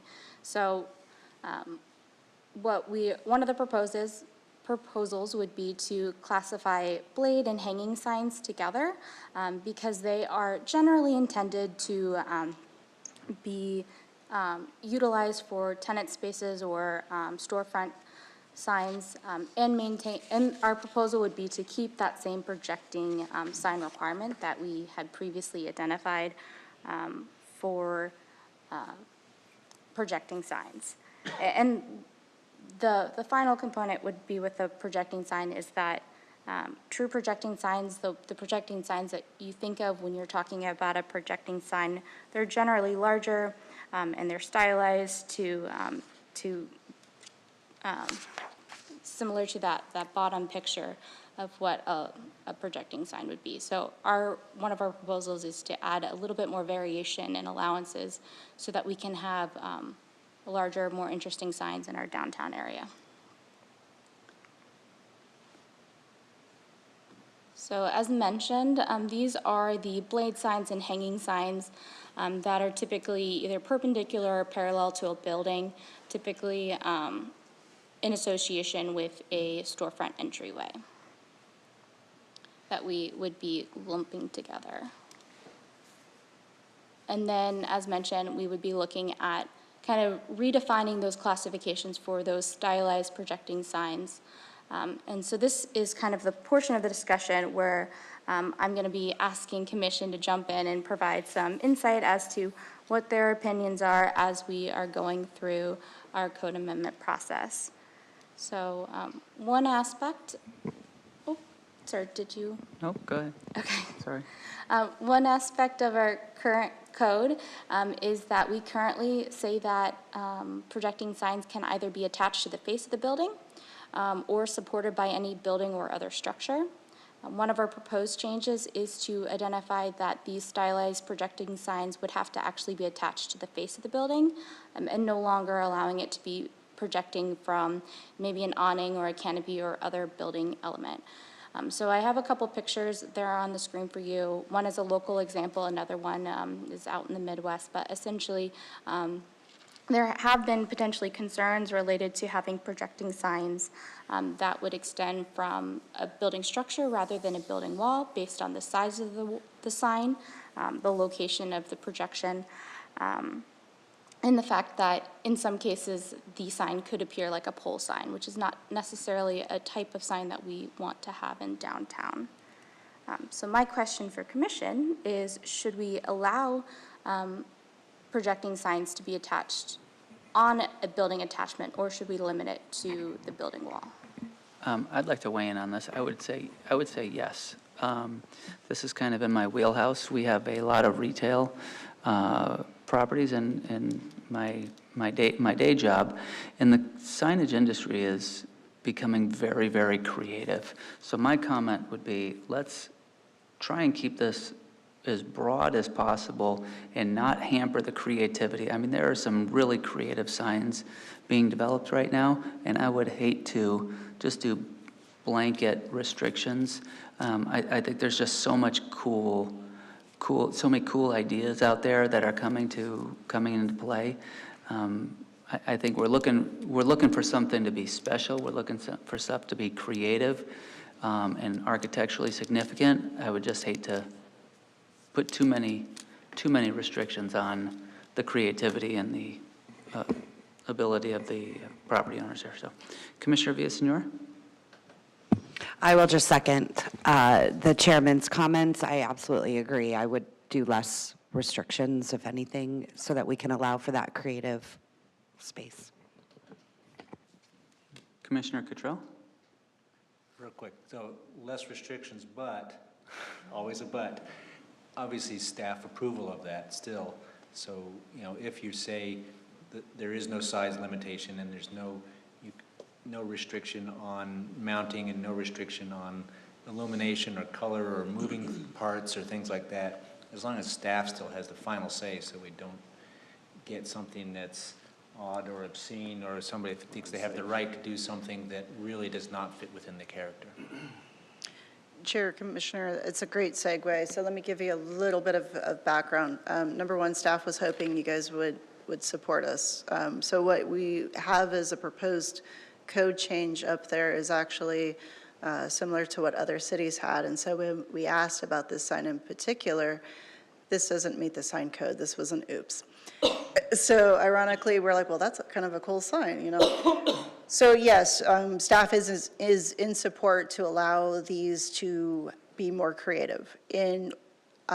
Within our current code, as Sarah mentioned, we have a 12 square foot sign requirement. We also have a minimum 8-foot height clearance between there, which would alleviate to Commissioner's point about having these hitting people in the head as they're walking by. So we are also very cognizant of, and we're forward-thinking enough at the time when we did the original update to have that height restriction. We weren't quite sure how that these were going to evolve and have that conversation. So let me touch on this one a little bit in particular. Our current code would not currently allow half of the signage that you would see on the screen. So we know we need to make adjustments. We believe we have the correct square footage dialed in roughly for the blade and the hanging sign. We believe we need to be a little bit more lenient in the downtown area for the projecting sign. Just for a rough school of thought, and we'll touch on it, is there will be a good allowance. There will be, as these sign permits come in, there is significant amount of staff time that will need to be spent looking at these because they are going to be within the public realm. They're going to be in the sidewalk area in activation. So there's a number of departments that will have to look and make the call. But yes, we do want to encourage those dynamic sign types. So the first step is where can these be located at? Second step is how big and what these look like. Next, Sarah will also touch on the look and feel and the aesthetics piece of it. But yes, we do recognize that, but we were hoping that you would support us going a little farther out and being less restrictive on where these can go.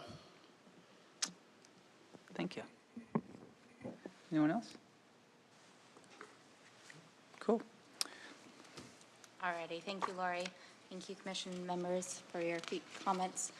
Thank So the next aspect of projection signs that we wanted to get some feedback on is our current regulations identify that only internally or externally illuminated or backlit illumination is permitted. So what you're looking at is the signs, the Good London sign, which is a backlit sign, or the CPR Seattle sign, which is on the bottom right, which is an externally illuminated sign, which has those external lights kind of shining down on the sign. So these are the types of signs that we are currently permitted to have as projecting signs. The current code does not allow for neon or flashing lights on our signs. So one of the proposed changes would be to allow these sign types to have flashing or neon lights specifically in the CCM district. So I do have one question on this slide, and then I have 3 questions related to lighting on the next slide. But before we go on to the second part of the question, let's pause again and ask, what is Commission's thoughts on whether or not we should add neon lights or flashing lights to signs within the CCM district? And is there any opinions related to where those restrictions should apply, if there is any restrictions that should be applied to lighting? I'll weigh in. I think the neon signs are cool. I think maybe the flashing may be a little step too far for me, but that's my 2 cents. Anyone else? Commissioner Cottrell? I would agree, neon is cool, and even flashing, maybe there's a restriction against visible directly by the CRM next door or something like that. But I think leave it open, you know, even the big LCD screens or something, maybe there's a size restriction on that so you don't get Las Vegas, but something that's creative is always a good thing. And, you know, the examples you have on the screen there, the big Peacock Diner, I would imagine that flashes and that moves and things. I think that would be a neat sign to have. Commissioner Villaseñor? I would tend to agree with my colleagues' comments. One thought that comes to mind with anything, though, however, if we're encouraging multifamily or some residential in this area, is perhaps taking a look at like what they do with billboards, where the lighting goes to a different level at a certain time, and that might be something as well that allows for more creativity with the signage, but yet there's some protection for when people are sleeping. Just my comments, thank you. Commissioner Nelson? I just apologize. Yeah, I just concur with this. I'm not a big fan of the flashing lights. How that would interfere with people living near that is might be my concern. And then when we get into LED screens, that raises the hairs on the back of my neck a little bit, because I'm thinking we're going for more of a historical theme. We're going for kind of a look and feel that I'm not sure, I can't reconcile that in my mind with, you know, a lit billboard or a lit screen, you know, television style. So anyway, that's for what it's worth. But I like where we're going here. I like the idea of keeping it a little more open and liberal in that respect. But yeah, not so much flashing lights in the TV screens. Yeah. Commissioner Konkowski? Can you go back a couple screens? Right there, yeah. I love that Joe's Barbecue screen. There's a sign rather. That's a landmark. You drive down the road there and there's Joe's, you know, that type of a sign. So whatever that gets us to, if it's neon, if it's whatever, those are the types of signs. How big is that sign? I mean, we're not talking about the projection sign having any limitation on size. Mr. Chair, Commissioner Konkowski, so when we started looking at the sign code and we looked at some of our peer communities, the inspiration for the sign code was communities like Gilbert, Chandler, downtown Mesa, and we wanted to look at you know, some of these sign types like Joe's Barbecue, and we thought that's a great landmark, a great sign, and we wanted to make sure that as we looked at the size requirements and that we had the ability and the flexibility to have something like that in the community, but not overly large. And so we definitely looked at those other communities to make sure that our code could accommodate something like that. So we don't have a size restriction on the. We do have size restrictions that we're proposing, and I'm not recalling them. We will preview it and say it's in working draft right now. So currently, we currently have maximum 12 square feet. we are contemplating, and if Sarah could advance to her next set of questions, we are contemplating going up to 36 square feet. So it would be 3 times the existing conditions.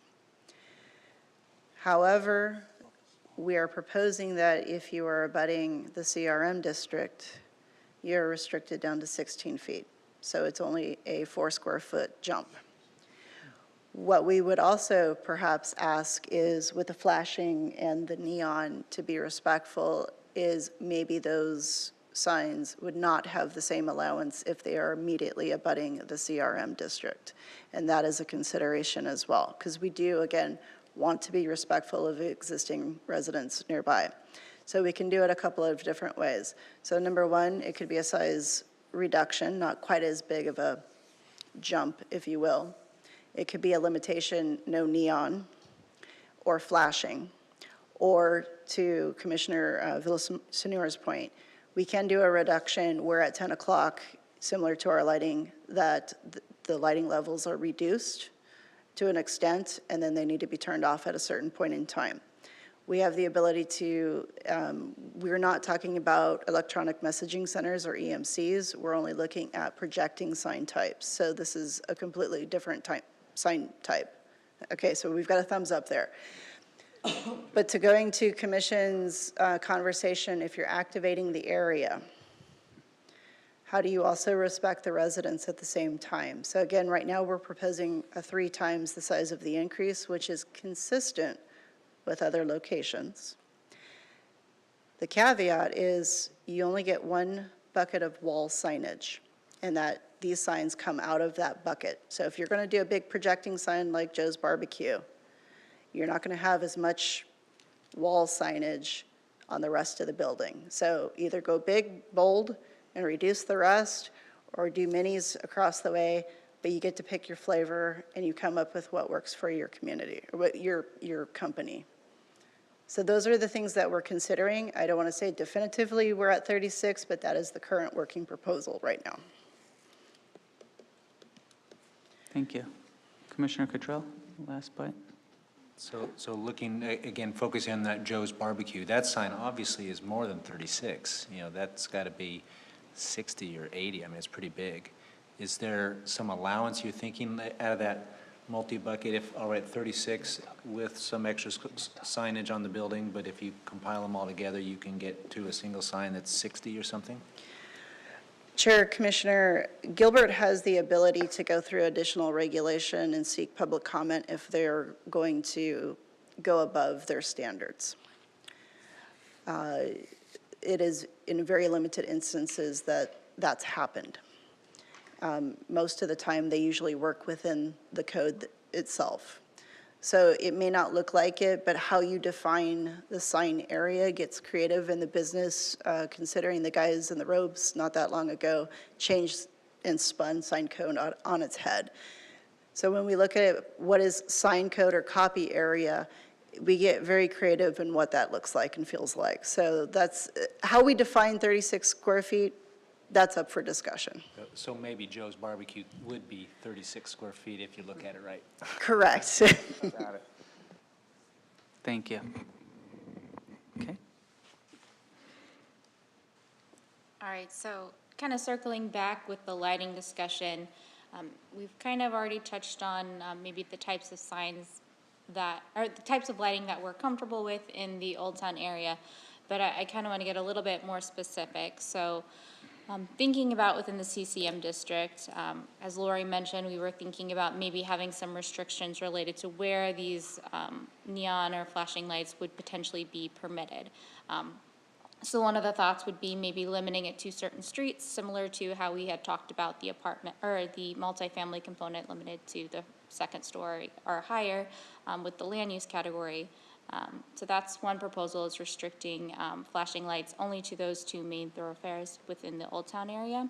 The second one would be maybe limiting it to only building entries, so it would have to be adjacent to a building storefront.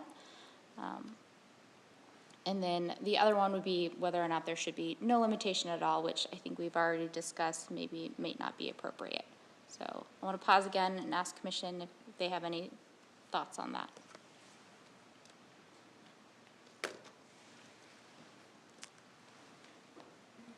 we're good.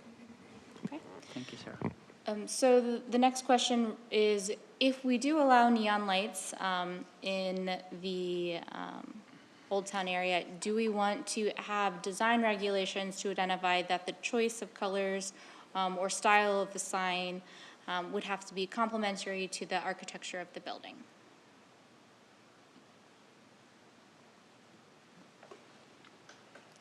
Conversely, should they be allowed to do what they want, and we just will work within the confines of what they're proposing? Commissioner Villaseñor? Obviously, there's a little fear in just allowing them to do whatever they want, but I just want to make the comment that my concern is the word complementary. You know, I find that somewhat subjective. What might be complementary to me from an artistic perspective may not seem complimentary to another person. So I just throw that out there, that I get a little nervous when I mean, I think it also gives staff somewhat of freedom to say this is complimentary, but it also gives staff the ability to stop something that maybe I find complimentary, or the business owner does, but the staff may not. So I just caution with some of that language. Commissioner Cottrell? And Yeah, just kind of adding that, that's exactly what I was going to say. So requiring it to be complimentary, I would just say leave it open and then say, but staff has the ability to approve it. Because sometimes you might look at something, it's not complimentary at all, it's a bright pink, but it looks cool. And so you want to leave that flexibility for creativity like we talked about. great, thank you. Ms. Dirks? Or Commissioner Konkowski? Yeah, I totally agree with that too. And I mean, go back a slide, or you just moved it. I wanted to see that last. Yeah, the CPR sign, that wouldn't be complimentary. I mean, I don't think that would even fit into what we're trying to do.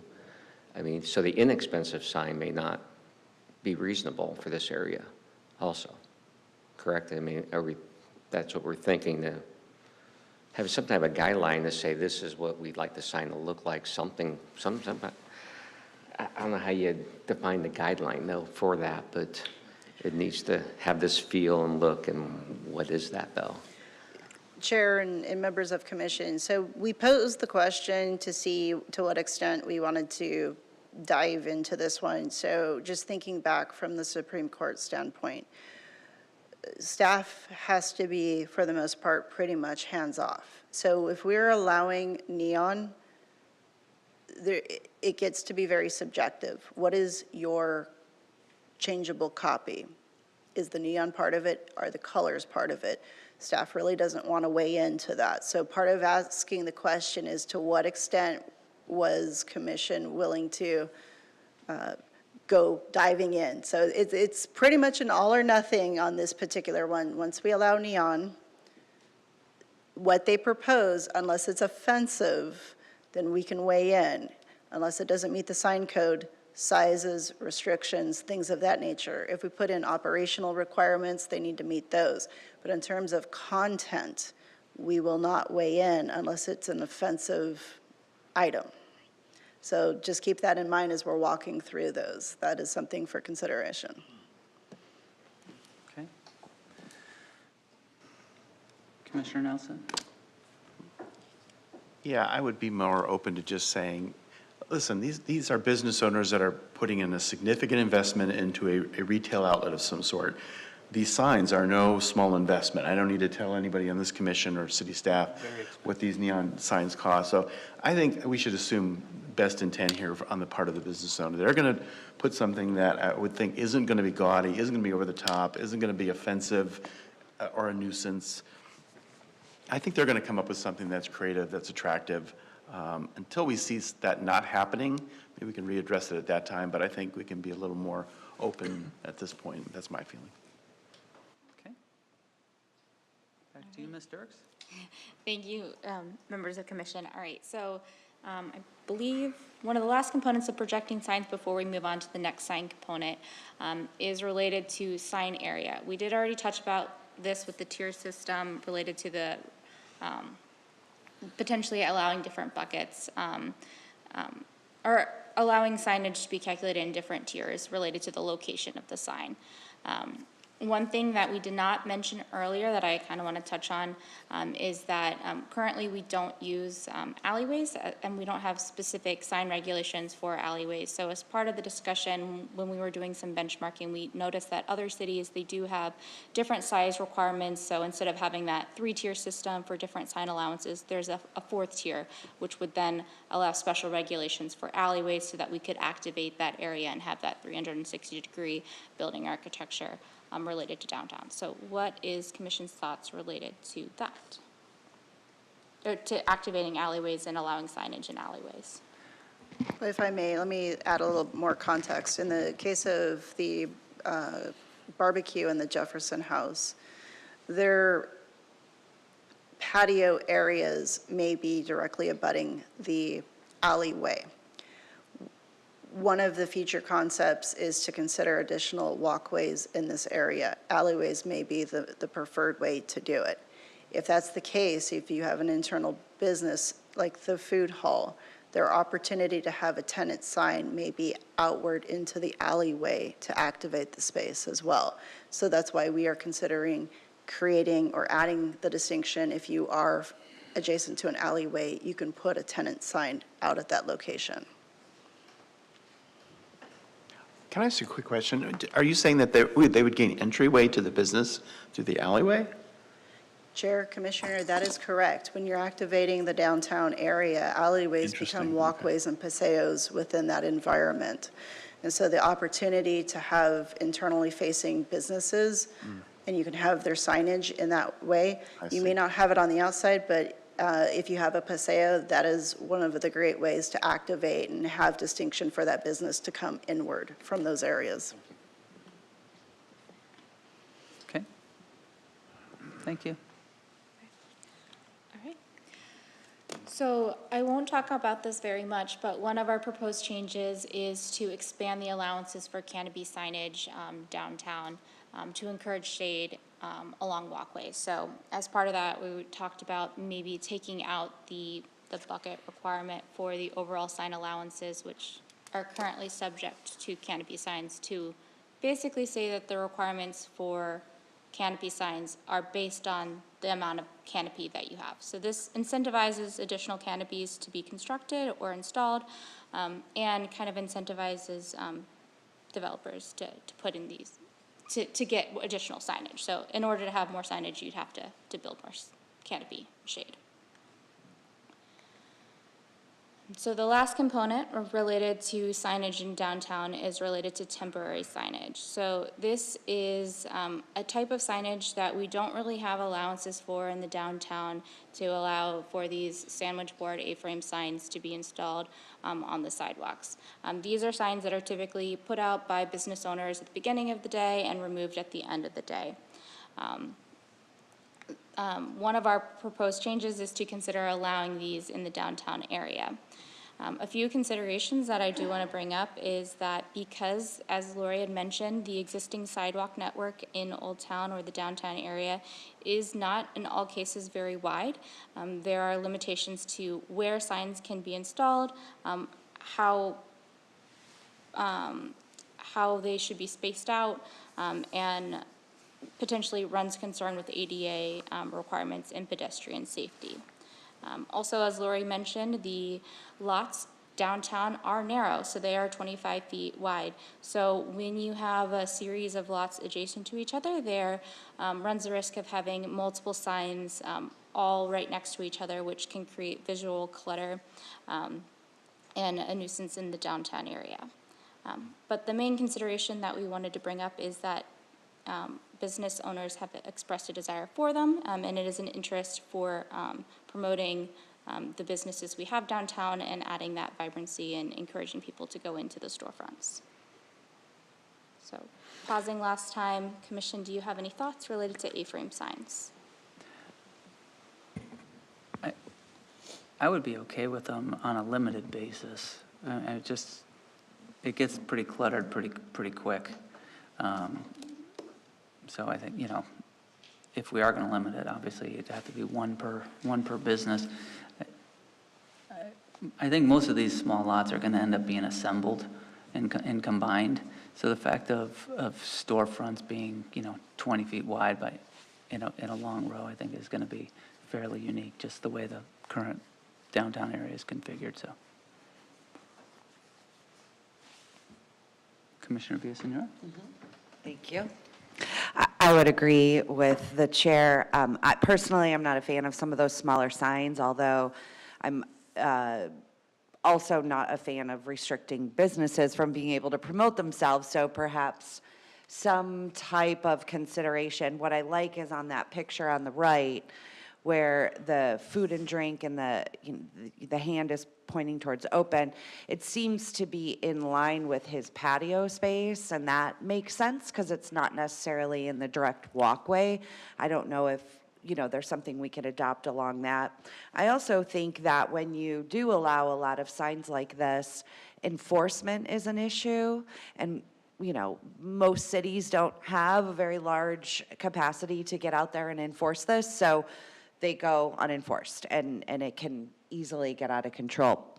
One of the things I do want to comment on regarding the canopy signage, which I am in favor of, but on that note, and I know we're talking about signage, but I would also make it very easy or appealing for a business owner to be able to build out a patio.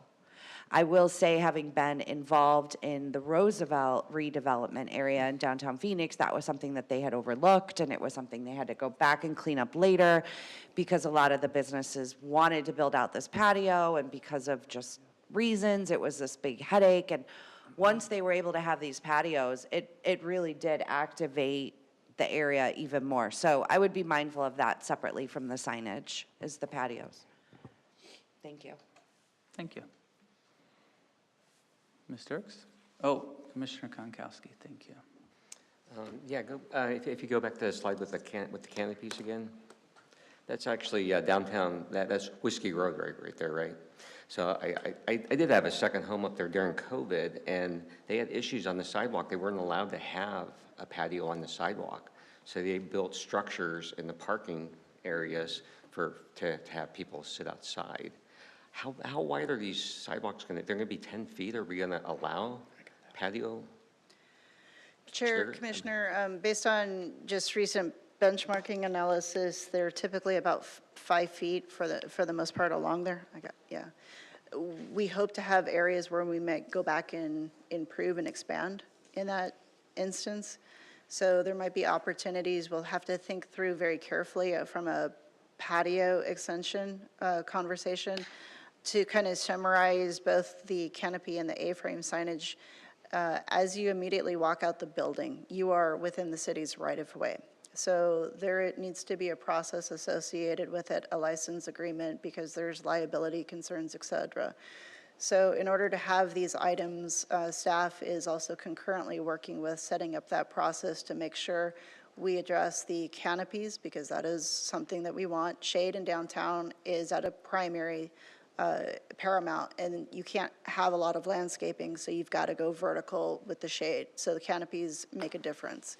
If you want the A-frame signs, then you need to be cognizant of the ADA. We're worried about the visual clutter, so there needs to be a permitting process in that regard. Lastly, if you want to have a patio, there's liquor license implications and things of that nature. So all of that is great conversation and feedback, and we're bundled it up and already thinking about it. We just want to make sure that we're moving forward with the code to allow it to happen. So if that's what we want to have happen, we want to make sure we have the regs in place to do that. So we're hearing you loud and clear. We're going to move forward on those particular items. Thank you. Thank you. On that, kind of on a similar topic, but I think we maybe need to call it out when we're talking about the signage on the sidewalk, things like that, is the temptation for businesses to wheel out some of their merchandise in front of the store, like a clothing rack or things like that. If we're talking about 5-foot sidewalks and the visual clutter element, that's something we might have to address directly. I think we have that in our code that we can't. I remember vaguely we dealt with that at one point, but I can't remember. Chair and Commissioner, yes, we do. That is one of the things that is in a odd section. So when we actually bring the code, it's actually in non-residential uses in a completely different section, not related to downtown. So we're going to take that out, and we're going to package up all of downtown requirements in the downtown code. But we do want to make sure we have allowances for temporary outdoor displays and things of that nature. We want to create that activation both day and night. So if it is temporary display of goods, is that also in the permitting process that we would take care of? So those are the mechanics that we need to think about how that is. But those are the questions that we've got going. Great. Thank you.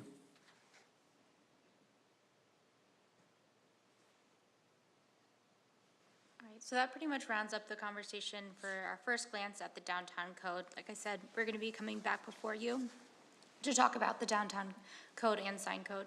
I'm going to turn to Lori to kind of wrap up next steps. So this is actually going to be probably a two-part conversation. So I have the pleasure of taking the same conversation to the HPC, the Historic Preservation Commission, solely because they've done a significant amount of work in the conversation about that aspect of it from the downtown. They weighed in heavily in terms of the design characteristics, so it only makes sense to circle back. They were also hoping for a neon allowance and signage. That was one of the considerations they had asked for. So we'll be presenting this May 8th. Based on those conversations and comments, we're going to be working on a draft for sending out for public comment. To what date, I can't guarantee that. We expect to come back to the conversation to you in some form on June 6th. This is going to be, as we can see tonight, this was just an introduction and we had a lot of questions and conversation. So we're going to come back June 6th, and if we need to take it bit by bit, we can, but it's the next opportunity and it's not the only opportunity that we're going to be back in front of you. I think Chris wants to weigh in on possible other options that we may consider. Well, I think June 6th is, we'll actually be bringing forward a draft document so you can actually look at the requirements that we're proposing for all the different subsets of the signage. Yep. Okay. Great. Thank you.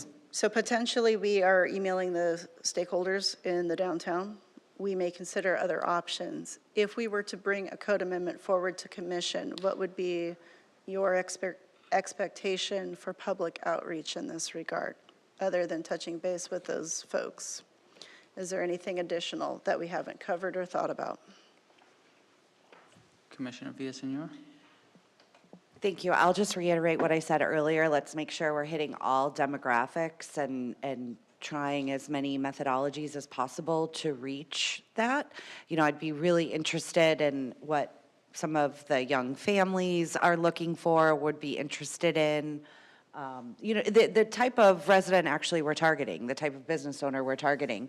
So I would just think outside of the box and maybe not do some, you know, do some other ways to reach out to different populations.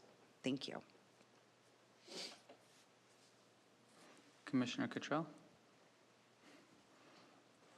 I might also suggest not just reaching out to citizens to tell them what you're proposing, but maybe you're also reaching out to Gilbert. You know, we keep going back to Gilbert's Heritage District, you know, because it might be a good opportunity to grab somebody else that owns a restaurant in a different area that says, come here to Peoria, look what we're doing, as a little bit of advertising at the same time.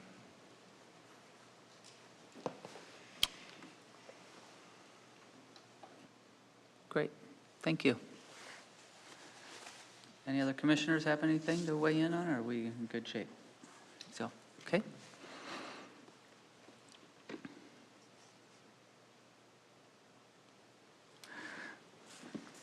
Guess we'll move on to next item, or I guess we'll do a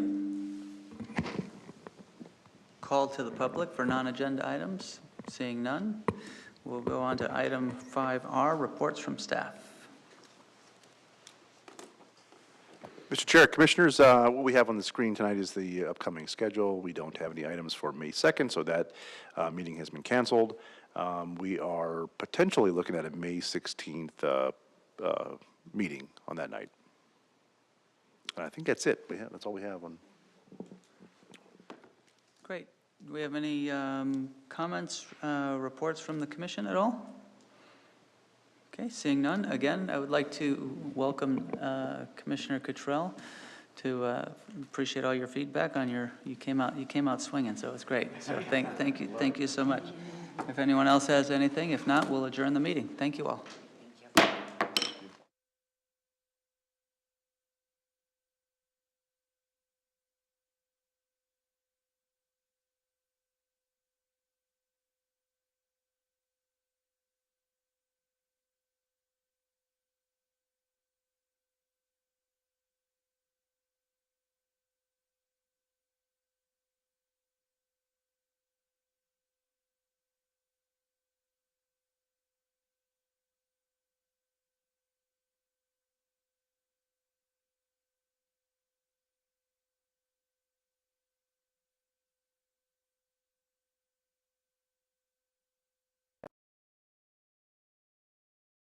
okay, you're focusing on this, but